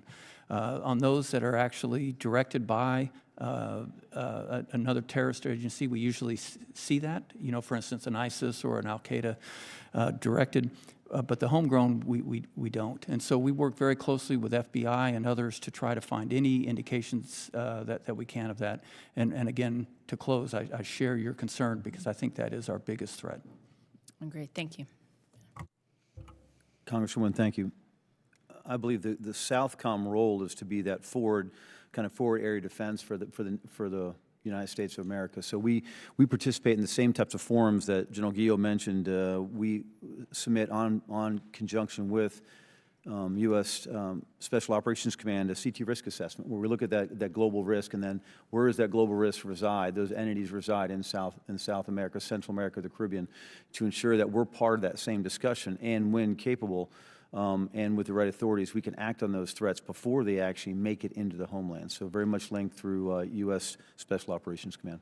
Thank you. Well, thank you for paying close attention to that issue. In addition to the constant, increase of terrorist threats and to the north and to the south, we know that China continues to make inroads, and we saw their Belt and Roads Initiative that's really spread to Central and South America, especially. And it was interesting. We visited New Zealand last year, and listening to them talk about that, where China goes in and tries to make these improvements in the communities, but they turn out to be, cheap improvements, and they are not well respected. Kind of at the end of the work that they're doing. So I'm just curious if the progress that the Chinese have made, especially Central and South America, where we heard they're trying to come into those communities. Are those communities welcoming, or are they a little more suspicious now of that kind of Chinese, integration into their space? Congresswoman, thank you for highlighting that. As mentioned in the opening statement, very concerned about their Chinese ability to get in and create infrastructure projects that are clearly dual use. We mentioned we have 23 port projects we're watching right now, and 12 space sites. We call them space enabling capabilities that are on the, especially in the southern cone, the southern portion of South America. I think you hit the nail on the head, Congresswoman, that often, as we've seen in places I've served in before, especially in Djibouti, I've watched the Chinese influence in Djibouti, and then you see 10 years later that they're very, it's Gentlelady's time's expired. Chair, and I recognize the gentlelady from Virginia, Ms. Elfreth. Thank you, Mr. Chair. Very proud to represent Maryland, but always proud to follow my colleague from Virginia. It's okay. We have very similar interests. Very similar interests. Thank you. Thank you to our gentleman for being here. I'm going to take us back a couple years to 2019 when three U.S. Navy sailors were killed in a terrorist attack at Naval Station Pensacola by a Saudi trainee. One of them, Navy officer Joshua Watson, just 23, was a recent graduate of the United States Naval Academy that I am proud to represent. Two others, Airman Mohammed Haitham, just 19 from Florida, Airman Apprentice Cameron Walters, 21 of Georgia, were killed in the attack. The families of the victims deserve answers and some type of resolution for the fact that the Kingdom of Saudi Arabia did not properly vet the trainee that committed these horrible acts. Can you, anybody, give me kind of a status check on the litigation and whether the families have received compensation for their loss? I'm happy to get you a status check after I go back to the office, but I will say vetting is something that we're particularly focused on, particularly as it applies to military installations. This is something that we looked at specifically when we started creating the national defense areas on the southwest border, and now we start to look at protocols that we can apply throughout all U.S. Federal installations as well as military installations. Could I get that response maybe in a week's time? Is that appropriate I'm timeline? happy to respond, yes. Thank you. I'm going to move on to Cuba. Yesterday afternoon, the president told reporters, "I do believe I'll have the honor of taking Cuba." When he was asked what he meant by this, he said, "Taking Cuba in some form, whether I free it, take it. I think I can do anything I want with it. If you want to know the truth, they're a very weakened nation right now." General Donovan's prepared statements do not mention Cuba, nor does the National Defense Strategy identify Cuba as a threat. Can anybody identify for me or explain or define what take it could mean? And then further, what imminent threat the government of Cuba is placing on Americans right now? As I mentioned before, Congresswoman, Cuba has been involved in pretty much every threat that the United States has faced from the Western Hemisphere, whether it's intelligence, whether it's aligning with criminal groups, whether it's working with external state actors. The Cuban government has been intricately involved in a lot of these threats, and fundamentally, we're involved inside Venezuela. And Imminent threat from the Cuban government to the American people right now. Through networks, working with adversaries of the United States. So as you probably know, the prolonged blockade has caused, as of yesterday, Cuba's power grid to go down. Can you please help me understand, are we preparing to go and invade Cuba? So the shortages that are happening in Cuba on both electricity and power have to do with the fact that Venezuela was subsidizing oil shipments to Cuba at pretty much a fraction of cost in exchange for security personnel that was identified when we conducted Operation Absolute Resolve. Are we preparing to invade Cuba? Ma'am, I'm not familiar with any plans on Cuba. What I'm saying is that fundamentally, Cuba has provided a significant threat to the United States hemispheric security for decades and close to half a century. Okay, I'm going to keep going with this kind of theme of a disconnect between the president's rhetoric and I think what we're actually seeing imminent threats on the ground. I'm going to take us back to Greenland, which feels like a decade ago, but was only a short few months ago. There is no doubt from anybody on this committee that China and Russia pose significant threats to Arctic security, particularly because they've outpaced us on icebreakers and are far more aggressive. But we can all agree, I hope, that it is too broad of a terrain to monitor and protect on our own. That's why we have allies. That's why we have particularly our NATO allies. Yet, again, the president's rhetoric, I'll just quote him, "We are going to do something about Greenland. If we don't do it the easy way, we'll do it the hard way." General Guillot, I imagine that makes your job particularly difficult. I was heartened to hear in your opening statements respect for our allies, our NATO allies, how important Denmark and Greenland are to Arctic security. I guess my fundamental question here is, what do you want to do, or what does the president want to do with Greenland that the 1951 treaty doesn't allow us to do? Congresswoman, we are working with Denmark through the Department of State to expand some of the authorities that are in the 1951 treaty to give increased access to different bases across Greenland as we look at the increasing threat and the strategic importance of Greenland. But everything that we're doing through NORTHCOM is through Greenland and through Denmark. So I'm hearing we could have achieved all of this diplomatically through our NATO alliance without threatening to take or to invade Greenland by force.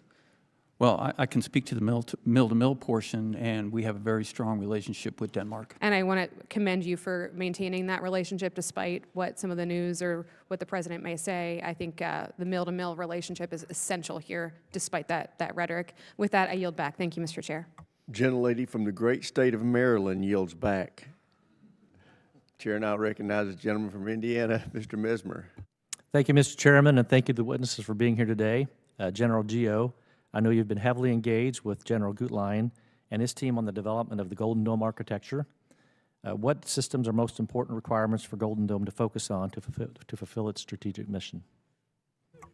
Congressman, I view Golden Dome as a layered series of systems, and to me the most important layer is the domain awareness layer, because regardless of how sophisticated and capable the interceptors are, if they're not first, the threat is not first detected, tracked, and queued to those interceptors, we have no chance of hitting them. So I would say the domain awareness layer. Okay, thank you.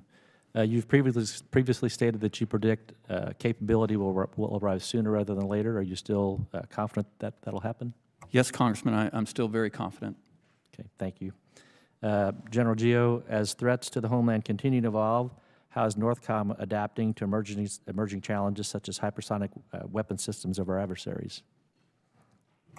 Congressman, through Golden Dome of America primarily, with space-based and ground-based systems to detect and track the hypersonics, which present us challenges that ballistic missiles don't, and then the defeat mechanism, because they can be engaged as a traditional ballistic missile or more in a terminal phase. It's the most destabilizing and challenging threat that we see, and it's through our work with General Gutlein, I think it's very well integrated into the Golden Dome for America plan. Okay, thank you.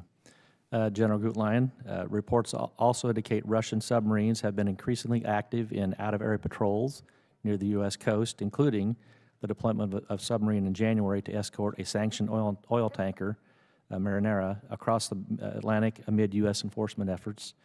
What are the specific requirements for NORTHCOM to effectively track these advanced submarines and hold them at risk? Congressman, we have a series of capabilities that I call part of our maritime homeland defense package that looks under the sea, so subsurface, surface, and through the air, to detect and track all submarines that would be considered a potential threat to the United States. To do this, though, we have to have strong partnership with EUCOM, with SOUTHCOM, and with INDOPACOM, because the adversaries don't necessarily follow the lines on a map that we do. And so we traditionally, what will happen is one of those commands will activate the forces, and then we'll transfer command and control of those forces as they prosecute the potential adversaries across the water. And then that way we don't have to put more ships on it. We just keep the same ships, and then the command and control will go from EUCOM to NORTHCOM to SOUTHCOM and back. And we find that to be very effective and efficient. Okay, thank you. How might the New START's treaty end enable more aggressive nuclear signaling, and what role could Slick 'em In play in that deterrence? Congressman, I have to tell you, I would have to defer to STRATCOM on that. Okay, thank you. General Donovan, multiple sources have mentioned containerized munitions as a growing Indo-Pacific threat, but media reports also suggest Russian and Chinese influence in the Western Hemisphere could enable similar tactics here. How can SOUTHCOM adopt this force posture to counter these? Congressman, the containerized munitions, I'm not tracking that threat directly in SOUTHCOM, but it did make me think of our relationship with many of our partners, I think Costa Rica. The advances Costa Rica's made in advanced scanning systems for their ports that are obviously used for scanning for narcotics and other illicit acts, the same kind of scanners we would be able to identify those containers. But it is a problem because of just the ease in which those containers move around the theater. Okay, thank you. Also, General Donovan, transnational criminal organizations remain a major driver of narcotics trafficking, violence, and instability across the region. What authorities does SOUTHCOM need the most from Congress to more effectively counter these networks? Congressman, currently, I believe we have the authorities we need to counter these networks, and I believe we are moving forward with Operation Southern Spear to do just that thing. Okay, thank you. Would expanding cyber operational and assistance authorities to cover transnational criminal organizations be of use? Congressman, absolutely. Okay, thank you. And with that, I yield back the remainder of my time. Gentleman yields back. Chair now recognizes the gentleman from Illinois, Mr. Sorensen. Thank you, Mr. Chairman. I would like to welcome General Guillot, General Donovan, and Mr. Humeyer. Mr. Humeyer, I just wanted to give you another chance to be completely truthful to this committee concerning Congresswoman Elfritz's question. You're saying that there are no plans to invade Cuba at this time, March 17th, 2026, correct? I'm not aware of any plans, Congressman, and I defer to the White House on those decisions. Great. Thank you very much. When we talk about what is necessary for our warfighter and their mission, we often focus on munitions, on strategy, and on capability. But as we've seen earlier this year in Operation Absolute Resolve, the weather played a significant role in the capture of Maduro while allowing every service member to come home to their family. As the only meteorologist serving here in the United States Congress, I know firsthand how accurate weather data is essential to keeping our military safe as well as our neighbors back home. So to both of the generals here today, could you discuss how important accurate weather data is to the effectiveness of our missions and keeping our homeland safe? Congressman, I'll start if it's okay with General Donovan. It's the opening part of any one of our mission briefs is I was weather. going to bring that up. It certainly is, and every time we do a mission brief, we have a contingencies, and the first contingency we talk about is the weather. And I'll point out, over the weekend, there was an airliner with a bomb threat that was flying in towards the United States, and we talk about 3 dimensions, you know, the 2 dimensions laterally and altitude, but the 4th dimension was the weather that was affecting us to be able, or tried to affect us to go make that intercept. So the weather is central to everything that we plan for and execute. Great. Sir? Congressman, thank you for that. As being a geography major, talking to a meteorologist type person, I really enjoyed hearing your comments. And I think from a aviation perspective to a ground or maritime perspective, I think of the impact of the weather, not only when we plan, but actually through execution, and track very distinct weather data through execution. If I'm returning a ship back to an aircraft carrier, aircraft carrier inbound, the ship, if we increase 10 knots of wind, 2 feet of sea height, we end up having a problem recovering our aircraft. And so the key is that it plays into everything we do, and no amount of technology is going to diminish the weather. We have to be able to predict it and act with it every single day. My grandfather, when I was a kid, he was in the United States Navy in World War II, and my grandpa Sorensen is the reason why I'm a meteorologist today. And if he was living today, he could understand how important it would be to sit in this chair and talk about how important it is that cutting NOAA and the National Weather Service, not only does that impede accurate forecasts for meteorologists during times of severe weather, but I believe the Navy, the Air Force, the Space Force will be at greater risk as our country loses its meteorological supremacy. To Mr. Humeyer, could you please tell me your understanding of weather forecasts and how they keep our service members safe? I think that's an operational question, but fundamentally, I mean, the weather's in all kinds of operations, whether it's related to inclement weather, and we have a hurricane season that often hits the Caribbean, and a lot of our partners ask for humanitarian assistance, disaster relief. So weather's a critical component. Are you aware of the lifted condensation level? I'm not.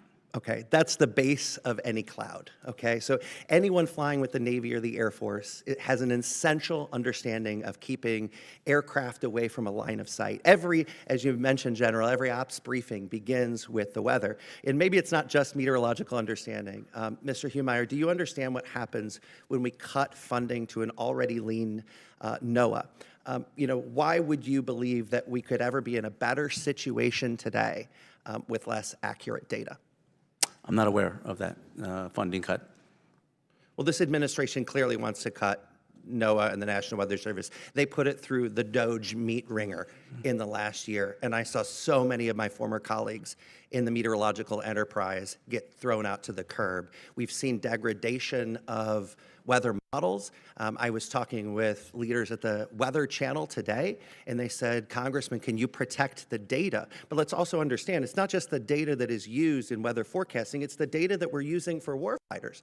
And so it concerns me that you're not aware that weather data is being impeded. Well, I would defer actually on the operational aspects, as both General Geer and General Donovan mentioned. Weather is a critical component of operational planning for all kinds of operations, whether they're combat operations or they're support operations during peace environments. So if they have the authorities and they have the capabilities and tools that they need, then I think that's where my responsibility lies. But as I said, I wasn't aware of the cuts that are going to NOAA, but if they tell me that they don't have the authorities or the resourcing that they need to conduct those operations, then we would elevate that. Gentleman's time's expired. Chair, and I recognize the gentleman from Minnesota, Mr. Finstead. Thank you, Chairman Rogers, Ranking Member Smith. Thank you for our testifiers for being here. Thank you for your service. General Donovan, good job wearing green today. Might have to pinch the other 2 guys because I don't see green on them.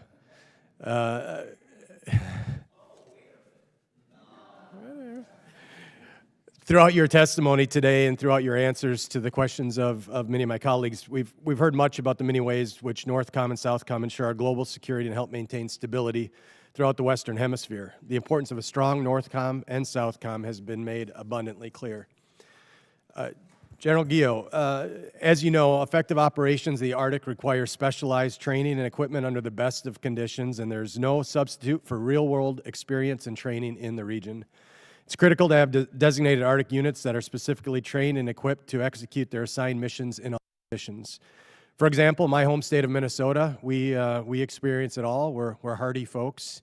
Unfortunately, we're known for a few other things right now, but we definitely are known for our weather, and we're experiencing that right now.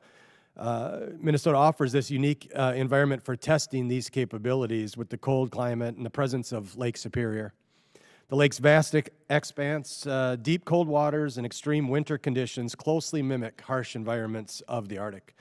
There's only so many places in the homeland that offer that, and we're proud to have that and be that in Minnesota. So, General Gio, what are the primary challenges NORTHCOM faces in conducting military operations and testings in the Arctic environment? Congressman, I would focus on two. One of them you just mentioned, which is the ensuring that all the forces are trained and equipped with the equipment that it takes to operate in those harsh environments. The other is we have to actually do that training. And so we just completed Arctic Edge, which is exercise in Alaska, which is traditionally held during the period of the year with good weather. And I intentionally moved it back into February, March. So we would have the air crew and the maintainers operating and preparing aircraft to work in those harsh environments, and we're learning a lot. The second part is the forces that are in Alaska, in Minnesota, in Michigan, Upper New York are all very good at operating in that environment. But if they push forward in a conflict to another region, their backfill is probably a unit that is not used to that. And so I'm trying to identify within the services the specific units that require that type of training so they can do that. And the last thing I'll point out very quickly is I'm working very closely with General Steve Nordhaus, who's the chief of the National Guard Bureau, on increasing in the U.S. our training opportunities so we don't always have to do it in Alaska, so we can do it in Minnesota, Michigan, and New York, and expand the opportunities for stateside units to get that Arctic-type training. Great to hear that. So a little bit more depth on this. So how does NORTHCOM assess the effectiveness of its current Arctic training and testing programs? Can you describe the importance of improving these capabilities? You alluded to it a little bit, but you know we in Minnesota are looking forward to continuing to grow and work with increasing capabilities, testing, range. We have the resources, we have the deep water, we have, I mean, it's on the homeland, right? So this is something that we can control. And so just maybe a little bit more about, you know, kind of what are the metrics that you use to measure the effectiveness?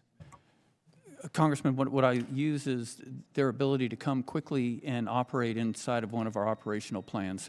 And I would say the best we have is our special operations forces. We have identified units that go up there and train regularly and expand their mission, not only in Alaska or in the northern part of the U.S., but also into Greenland. And I don't mean this as a criticism, but the Air Force is probably the most challenged because most of, so many of the bases are in the southern part of the U.S., and so many of the U.S. Air Force units have been on rotation in the Middle East for years and years, and that's the environment where they've gotten their most training. And so I'm working very closely with General Wilsbach and his staff to get more of the Air National Guard and regular Air Force units trained in the Arctic environment. That's great to hear. Minnesota is open for business. We welcome you. You bring the jets, we'll bring the cold weather and the climate that will provide our warfighters the awesome opportunity and training. Thank you again for being here. Thank you for your service. And Mr. Chair, I yield back. Thank you. The chair now recognizes Mr. Vasquez from New Mexico for 5 minutes.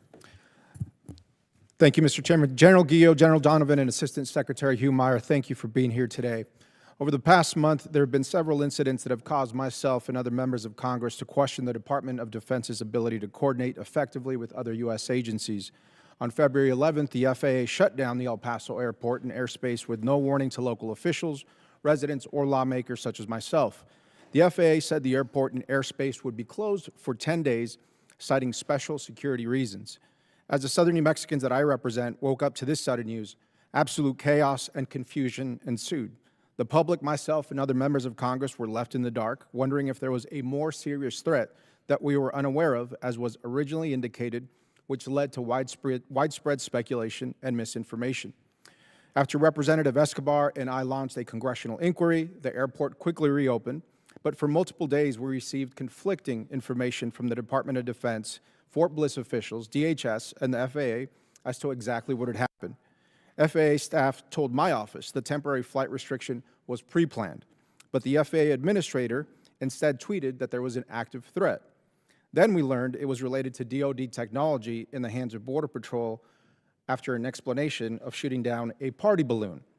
Meanwhile, nearly half of the flights out of El Paso that day were canceled, with thousands of people affected by this incompetence. Overnight, medevac flights were suspended.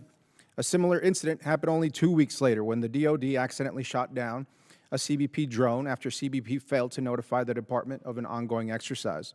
This led to the FAA issuing a temporary flight restriction over Fort Hancock that still remains in place today. Assistant Secretary Humeyer, can you explain where exactly the breakdown of communication was between the Department of Defense and the FAA? Thank you, Congressman, for the question. Over the last 14 months, the department has had several iterations of communications and coordination with the FAA, specifically on the capabilities that you're referencing.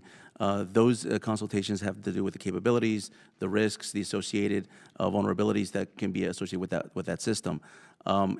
To respect to the specific instances that happened recently, a lot of that was in lack of coordination with the Department of Homeland Security. Now, I'm happy to report that since that incident, we've been able to streamline a lot more of that coordination. 3 agencies, Department of Homeland Security, Department of War, as well as the FAA, and looking to improve on that process as we move forward. Well, thank you, Mr. Humeyer, but let's zone in on that lack of coordination with the Department of Homeland Security. That's what I was looking for. What failed? What was the lack of coordination? Well, I'd have to defer to the Department of Homeland Security because that's their coordination with the FAA, not ours. Okay. I want to move briefly now to talk about some of the counter-UAS technology that is being tested. Both these incidents involved counter-drone high-energy lasers, which is technology whose effects on people, the environment, and other U.S. assets aren't completely known yet. I believe this is what the FAA was concerned about and what likely contributed to them issuing these shutdowns and flight restrictions. Reporting suggests that these tests are some of the first known domestic use of a counter-drone laser system conducted outside of a controlled environment. Assistant Secretary Humeyer, how has the department determined that these types of drones were ready at the time to be tested outside of a controlled environment, and what are the possible risks to civilians and other U.S. assets? So the high-energy laser system, Congressman, that you're referring to, is something that detects at a very meticulous level whatever aerial threats that can be presented, particularly as they relate to unmanned aircraft systems. So in the case of the incidents that you're talking about that happened in recent weeks, the system worked. It actually took out what it detected could be a potential threat, not mitigating any vulnerabilities or mitigating any vulnerabilities that would be present to larger aircraft or civilian uses of other.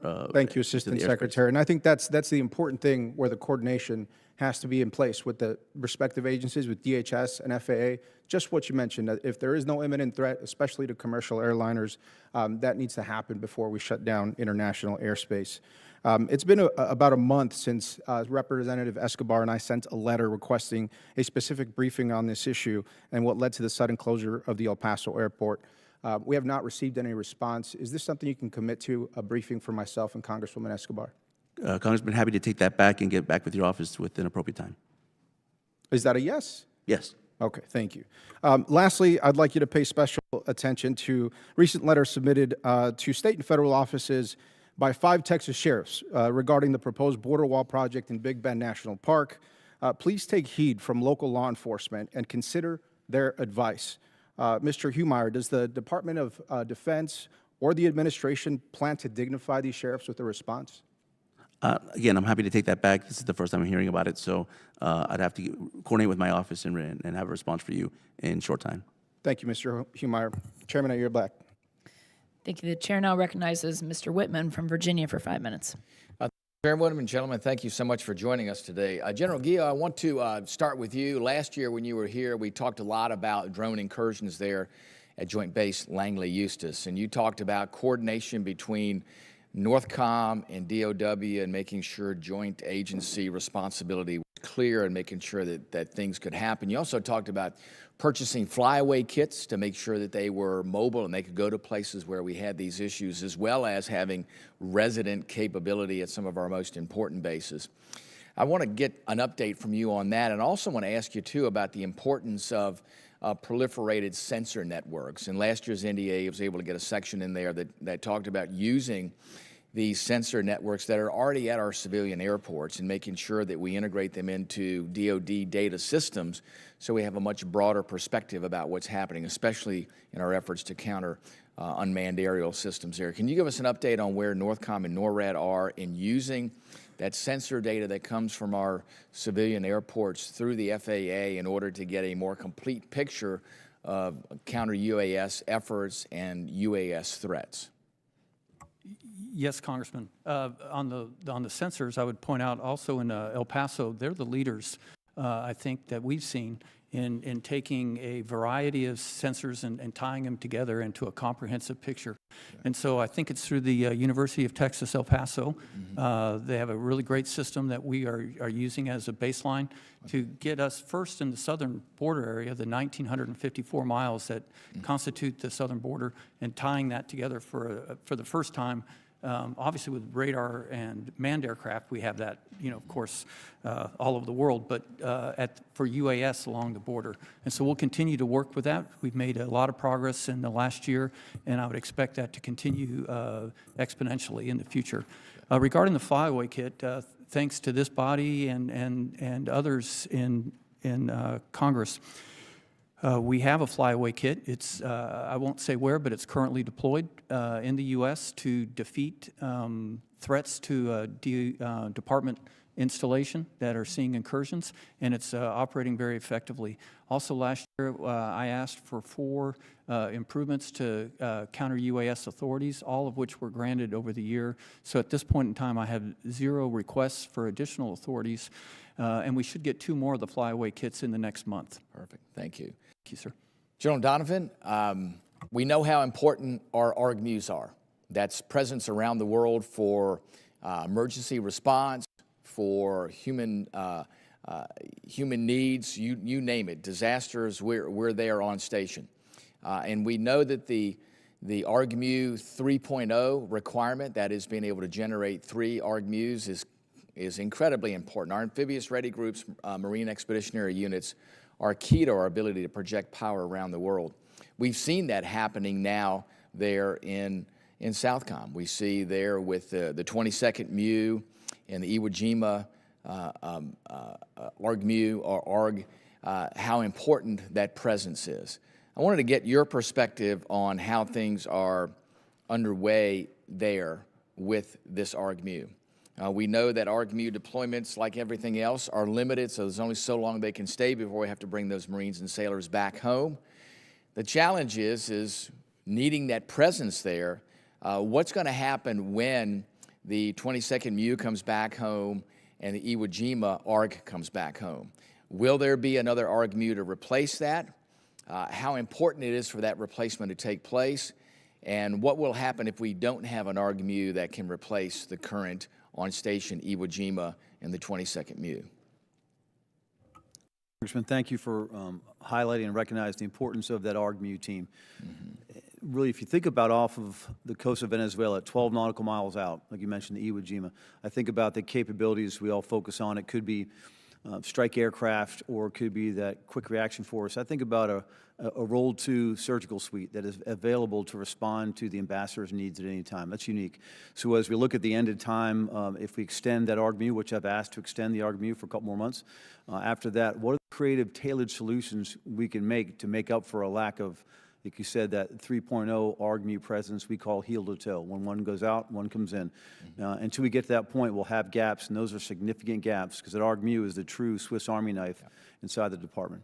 Fantastic. Thank you, Mr. Chairman. With that, I yield back. Gentleman yields back here, and I recognize the gentleman from California, Mr. Cisneros. Thank you, Mr. Chairman. Thank you all for being here today to answer our questions. General Donovan, Look, I've always been a proponent of showing the flag, and I always thought we should send more ships down into the Southcom area there, to kind of build up relations, kind of similar things that we've done around in different parts of the world, including Asia. I think we do need more ships down there. We do need to have more visits into our Latin American countries there to make sure that we keep up good relations. It's always important to do that. Although I'm not sure that we need them to kind of be carrying out law enforcement missions as what has been doing, especially with these kinetic strikes, which has varying legal issues attached to them. At the same time, using very expensive munitions to kind of carry and take them out when there are other alternatives I think we could be doing. So General Donovan, how much would a larger Coast Guard presence there actually in the area help benefit and kind of work towards that mission of actually, which is probably their duties, carrying out law enforcement? How could that serve to deter the drug problem that we are trying to solve here of drugs coming into the United States? Would you support a larger Coast Guard presence there? Congressman, absolutely. And the Coast Guard Commandant and I have been talking about that very thing, because the Coast Guard, such a powerful capability with that both law enforcement capability and an operational tactical that we can bring, and partners really want to have that Coast Guard touch point. So we're in active conversation with the Coast Guard to do so, Congressman. Well, thank you for doing that. And so, Mr. Humeri, hopefully I said that right. Secretary Rubio, Secretary of State Rubio, had said that a lot of these kinetic strikes they're a deterrent. It's helping propel the drug trafficking coming into the United States from these Latin American countries by doing so. Now, look, we could shoot suspected criminals dead on the streets here in the United States, and that would be a deterrent to reduce crime here in the United States, but it doesn't necessarily mean that it's legal in order to do that, and neither are these strikes. So how is the department justifying these kinetic strikes at a time when we should be using the Coast Guard, who has the authority to kind of do law enforcement, to do investigations, could seize the phones, could seize ledgers, could look at GPS data, could get the drugs that are actually there, right, and take this as evidence in to prosecute individuals later on down the road. Why are we not, or why have we not been using the Coast Guard more in order to do this mission? Well, thank you, Congressman, for the question. We have been using the Coast Guard. Interdiction's been going on for decades inside Latin America. Last fiscal year, we had record seizures on interdiction, but interdiction is necessary. I know, but we've made a decision to blow these vessels up. Correct, boats Congressman. up, rather than to kind of pursue the legal, Coast Guard. Correct, and I can explain that interdiction is necessary but insufficient. Deterrence has an additional effect, a signaling effect on narco-terrorists to raise the risks associated with movements. But and we've seen deterrence- 20% reduction in the deterrence is not- Caribbean yeah. and a 25% reduction in the Eastern Pacific. You can make the argument for deterrence this whole time about like, oh yeah, we're deterring them, but that does not make it legal. So I think this is something we need to go back, the Department of Defense needs to reevaluate, right? Just because we can deter a crime by doing a certain thing and blowing up a vessel, that does not necessarily make it mean that, okay, it's a legal way of action that we can pursue. And so that needs to be kind of continued to be reevaluated, which is why we need this larger Coast Guard presence. Congressman, we've been using interdiction for the last 20, 30 years, We're and done. they haven't had the same results as we Well, had. my questions are done. I'm reclaiming my time here. Gio, I asked this question last year, and I'm going to ask it again. The Russians continue to kind of test the ability of kind of flying into the Alaskan airspace there. They're continuing, trying to push us to see what we can do and how far they'll go. And at the same time, the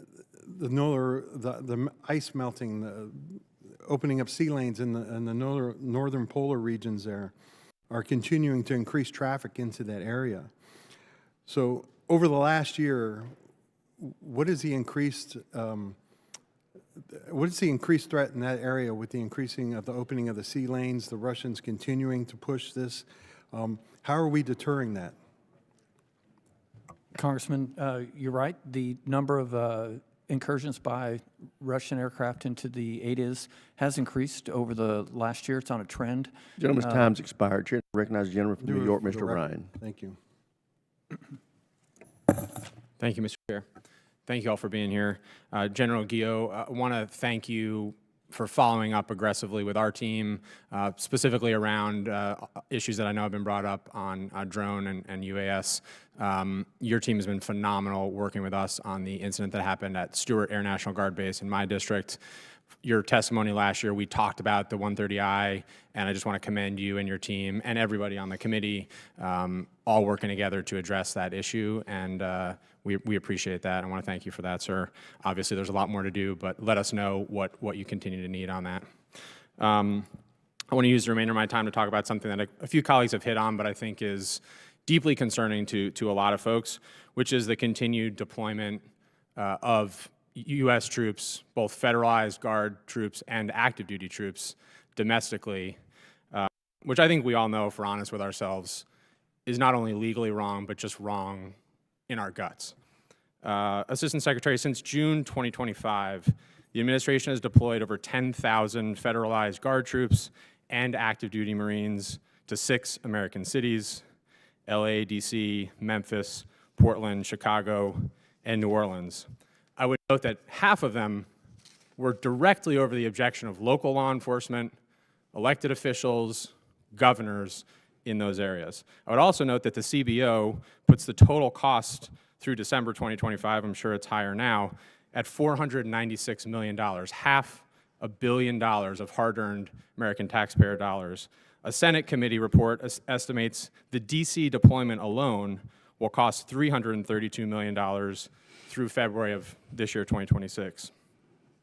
In LA, and I think this merits special note, and I know Mr. Whiteside's hit on this wasn't just the Guard. The administration made a very deliberate decision to deploy about 700 active duty Marines into an American city to repeat deploying U.S. troops against U.S. citizens on American streets.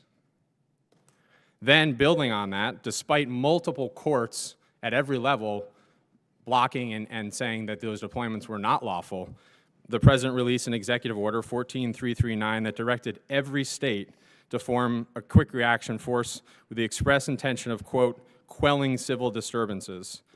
The Washington Post reported these QRFs would be composed of hundreds of Guard troops tasked with rapidly deploying into American cities, facing protests or other unrest, with 600 troops on standby at all times so they could deploy in as little as 1 hour.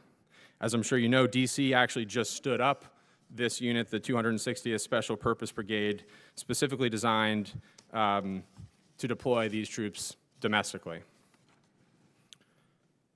Again, I want to note throughout each of these steps, the third branch of our government, outlined in our Constitution over and over, has said these are not lawful deployments in many cases. Despite that, on September 30th at Quantico, and I'm sure at least one of the two of the senior military leaders were here, the President told a room full of senior military commanders, quote, "We should use some of these dangerous cities as training grounds for our military," and described America as facing, quote, "an invasion from within." Thankfully, on December 23rd, the Supreme Court, by a wide margin of 6-3, upheld the lower court ruling, specifically in the Trump versus Illinois case, and specifically said the administration lacked legal authority to federalize the Guard under Section 12406. 3 conservative justices, including the Chief Justice, as well as Justices Barrett and Kavanaugh, joined that majority, did the right thing, and said the administration, quote, failed to identify a source of authority for the deployment. I want to ask you, starting with you, Assistant Secretary, and then each of you, Generals, especially you, General Guillot, do you recognize, yes or no, the validity of that Supreme Court ruling as it relates to domestic deployment of troops? Congressman, yes or no, please, sir. Congressman, I recognize the validity of the operations under Title 10 and Title 32. General? Congressman, we do recognize and we followed all court orders. Thank you. General Donovan? I concur with General Guillot. Thank you. In February 2026, President Trump said Republicans should, quote, nationalize the voting, quote, at least many 15 places, in as many as 15 places, arguing some states were running, quote, crooked elections, which is a lie. With midterms elections, I'm running out of time, but with midterm elections approaching in November, will you commit on the record to not deploy U.S. troops at polling sites in the United States of America in these elections. Gentleman's time's expired. Chair now recognizes the gentlelady from California, Ms. Jacobs. Thank you, Chairman. Thank you all for being here. In December of 2025, the Department of Interior transferred jurisdiction of roughly 760 acres of public land along the California-Mexico border in San Diego and Imperial counties to the Department of the Navy. This land is now designated as a National Defense Area, an NDA. My staff recently conducted an oversight tour of this new NDA, and I'm left with many concerns. First, we heard that cartel activity along the border has increased following the killing of El Mencho in Mexico, and service members are being targeted. Their phones are being hacked. They are receiving personally threatening messages. Second, the terrain these Marines are traversing is treacherous. I'm grateful no Marine has died in these mountains, but I am genuinely terrified of that happening in the future. General Guillot, are you tracking and concerned about these two threats to the safety of service members operating in the NDA? And what are you doing as commander of NORTHCOM to work with Joint Task Force Southern Border to ensure their safety?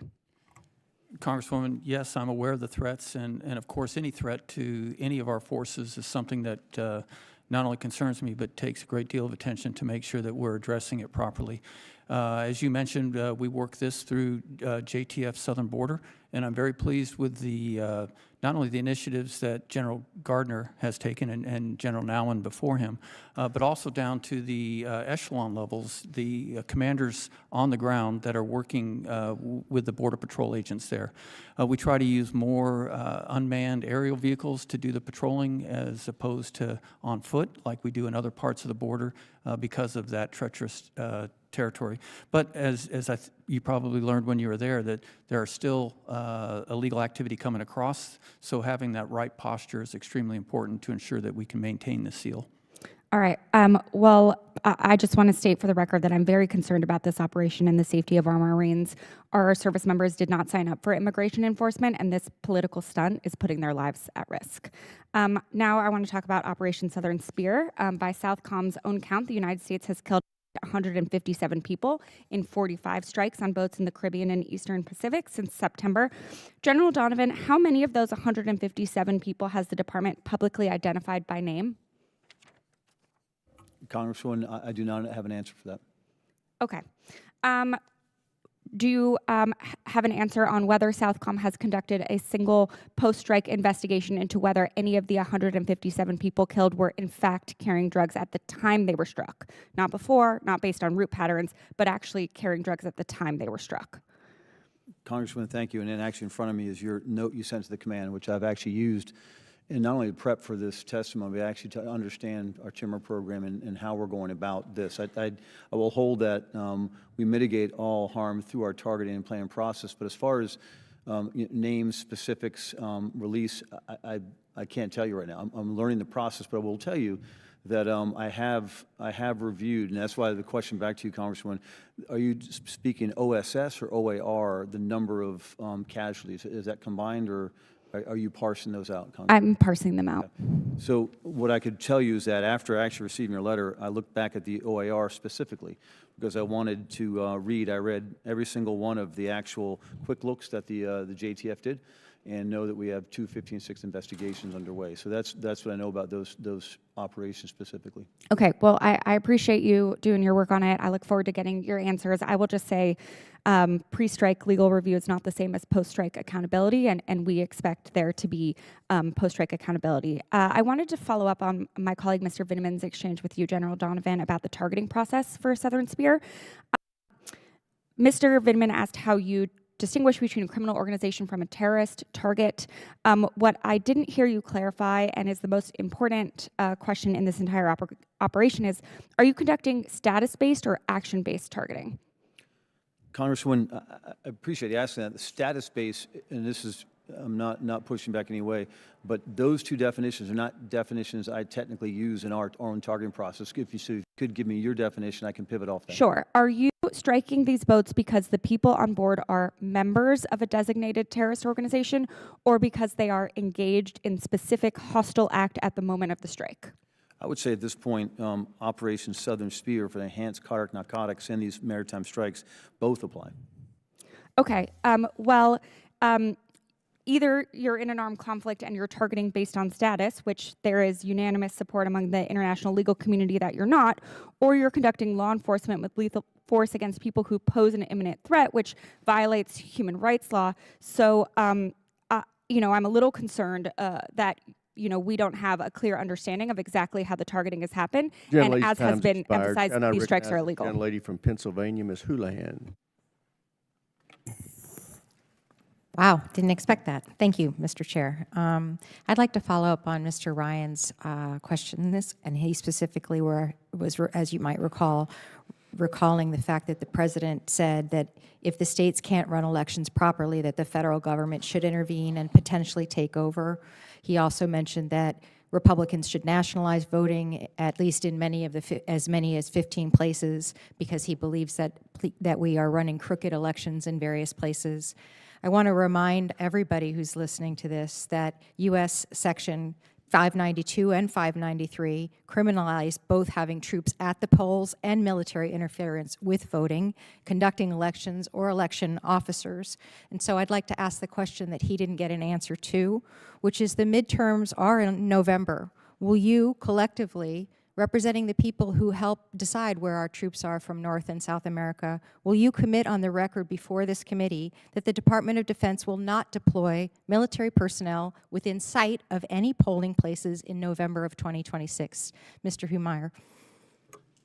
I'm not aware of any such direction that's coming, but I reserve the decision based on the president. But sir, if the president told you to send troops to the polling places, would you do that unlawful act? It would go through the same review process that we get from every request that comes from the White House. That we have legal compliance, we have lawyers, we have an office of general counsel. But there is a law already established and court history that says that it is not legal to do this. So can't speculate on. You're not willing to say. I can't speculate on what can happen. In general, I keep hearing your name pronounced differently, Gio, I think. Would you commit that you will not send military troops to polling places in November? Congresswoman, I'm aware that doing so is against the law, and I will not follow an unlawful order. Thank you. I appreciate your honesty and your lawfulness. General Donovan. I commit to the same, Congresswoman. Thank you. I very much appreciate those straightforward and forthwith answers, and I hope, Mr. Humeyer, that you take a look at the law and follow it, a lawful order. I will pivot right now to General Gio to talk to you a little bit about some of the assets that you have. You have a lot of assets that I would consider to be pretty exquisite in terms of airborne ISR. Very, very important things like P-8s as well as U-2s and RQ-4s are things that are available to you. And these are very scarce resources that are, I'm sure, in demand in other parts of the world. And so many of these resources have been used recently in your command about the border, on the border, rather than being used perhaps in the Indo-Pacific or the Middle East or Europe. As much as every commander would want more of these resources, do you think that this is sort of overkill at this point in time? And do these resources perhaps need to be redeployed to other areas? Congresswoman, I agree with the importance of the airborne ISR, and I do not think it's overkill for our mission. In fact, we could use more, but I would like to point out that within the authorities that I have under the GFM, I have shared those assets with CENTCOM, with Southern Command, Indo-PACOM, and with EUCOM, making sure that they're used in the place where they're needed most at the time, while I continue to conduct the missions that have been tasked of me to ensure that we have a seal of the border and can counter cartels.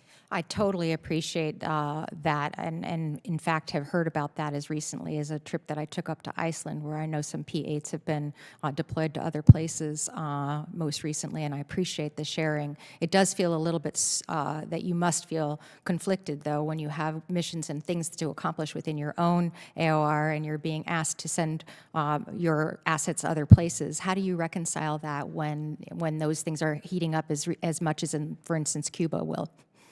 Or could. Congresswoman, first, I share your admiration for the P-8. It's a fantastic aircraft that has helped us quite a bit.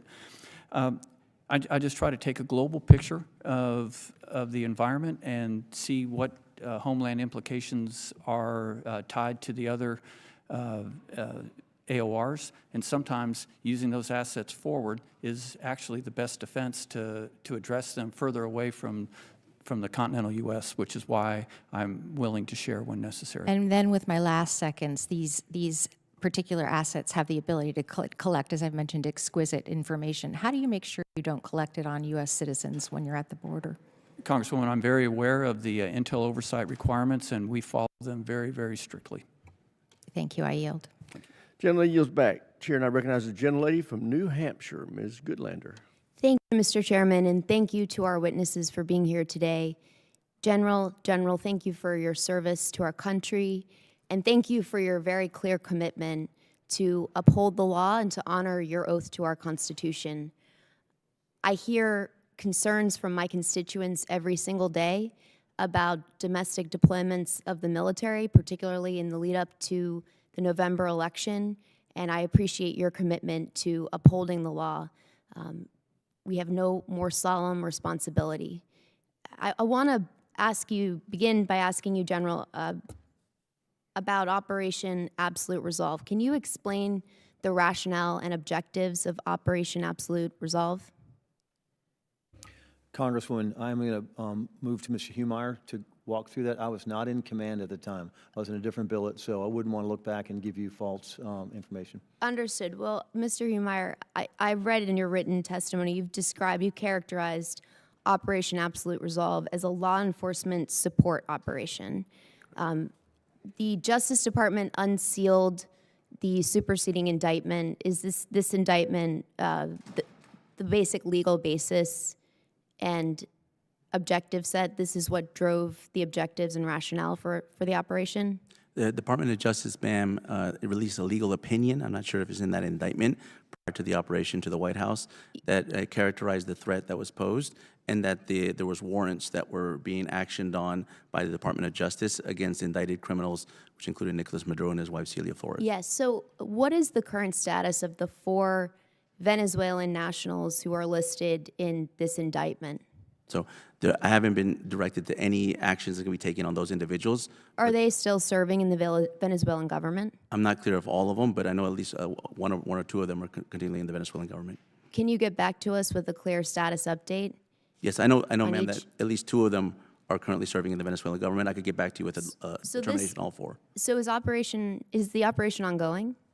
Well, Operation Absolute Resolve was a law enforcement mission that the Department of War supported. Is it ongoing? No, what's ongoing is our engagement with the Venezuelan government to stabilize the country so that these threats no longer emanate in So our is the United States running Venezuela? No, the Venezuelan government's working with the United States to stabilize the country, and evidenced by the fact that there hasn't been an economic or societal collapse after the operation. Things are moving into a steady state. So indicted individuals in this indictment right here, this indictment, which was the basis of our military operation, are still serving in the Venezuelan government. Ma'am, I'm not looking at that indictment, so I don't know what individuals we're talking about, but what I will say is that that's a law enforcement decision, not a Department of War decision. We were asked to support the law enforcement up to going specific individuals that were indicted under our laws. General, do you know the cost of this operation? Congresswoman, I do not. The cost, being a geographic command, our costs are absorbed by the services, and so we don't have our own budget to track those costs. Can you get back to us with the cost of the operation? Yesterday, Is that Operation Absolute Resolve, or? Yes. Yesterday, the president floated the idea that Venezuela should become the 51st state of the United States. This is not the first time the president has made a suggestion about another country becoming the 51st state. Are there any plans to annex Venezuela? No, ma'am, I'm not aware of any plans. I could say that we are moving very far along on the stabilization efforts with Venezuela in conjunction with the interim Venezuelan government. General Guillot, I'm sorry I have to ask this question, but are there any military plans to annex Canada? No, Congresswoman, I'm not aware of any plans to annex Canada. Well, that is a relief, because as I shared with you last year, my home state of New Hampshire shares a 58-mile border with Canada, and I think we all agree that this is a border that matters enormously to us. Last year, General, when you came before our committee, I asked you what the consequences would be for our country if NORAD didn't exist anymore or was fundamentally altered. The president's appointed U.S. ambassador in Canada suggested in January that NORAD may have to be altered, which has caused some consternation. In what ways would NORAD need to be altered? Would there be any justification for fundamentally altering this relationship, which, as you've testified powerfully, is so important to our national security? Congresswoman, I think the ambassador was talking about having to alter how we employ if they had fighter aircraft that were not interoperable with our fighter aircraft, which we have now. They can share data links, mission planning, execution capability. If they were to buy aircraft that were not interoperable, we'd have to alter our operational procedures. But at this point, they are still interoperable. Thank you, General. I yield back. Thank you, Mr. Chairman. That concludes the open portion of today's hearing. We will now recess for 5 minutes and reconvene in 22:12 for the classified portion of the hearing.